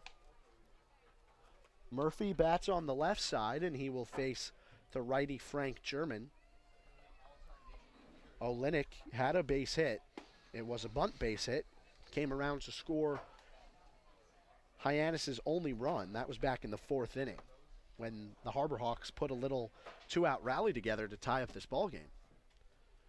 German trying to close the door, and he might do it right here. He flips on a first base, and that will do it. The Gatemen win this one 5-1, and Wareham is on a 2-game winning streak. And that was the first 2-game winning streak for the Gatemen put together since the very beginning of the season, games number 2 and 3 of the season. And it's good for them to come back home and kind of get the feel for Spillane Field, and they do very well coming in here. So the Gatemen do get a win here. They're 6-8 on the season now, and they have a little stretch of home games right now. They had the doubleheader against Harwich. That's an Eastern Division foe, and then here on Tuesday and Wednesday, they just got the win over the Harbor Hawks. They shake hands right now, and then tomorrow night they'll host the Falmouth Commodores, who they are 1-1 against on the season. Who's your player of the game, Sam? Well, we saw a lot of good players today from the Gatemen, so it's a tough one to pick. Hard to choose. Justin Glover was so good today, but Noah Zavalas coming in, 3 relief innings, 3 strikeouts, no hits, no earned runs, went 9 up, 9 down.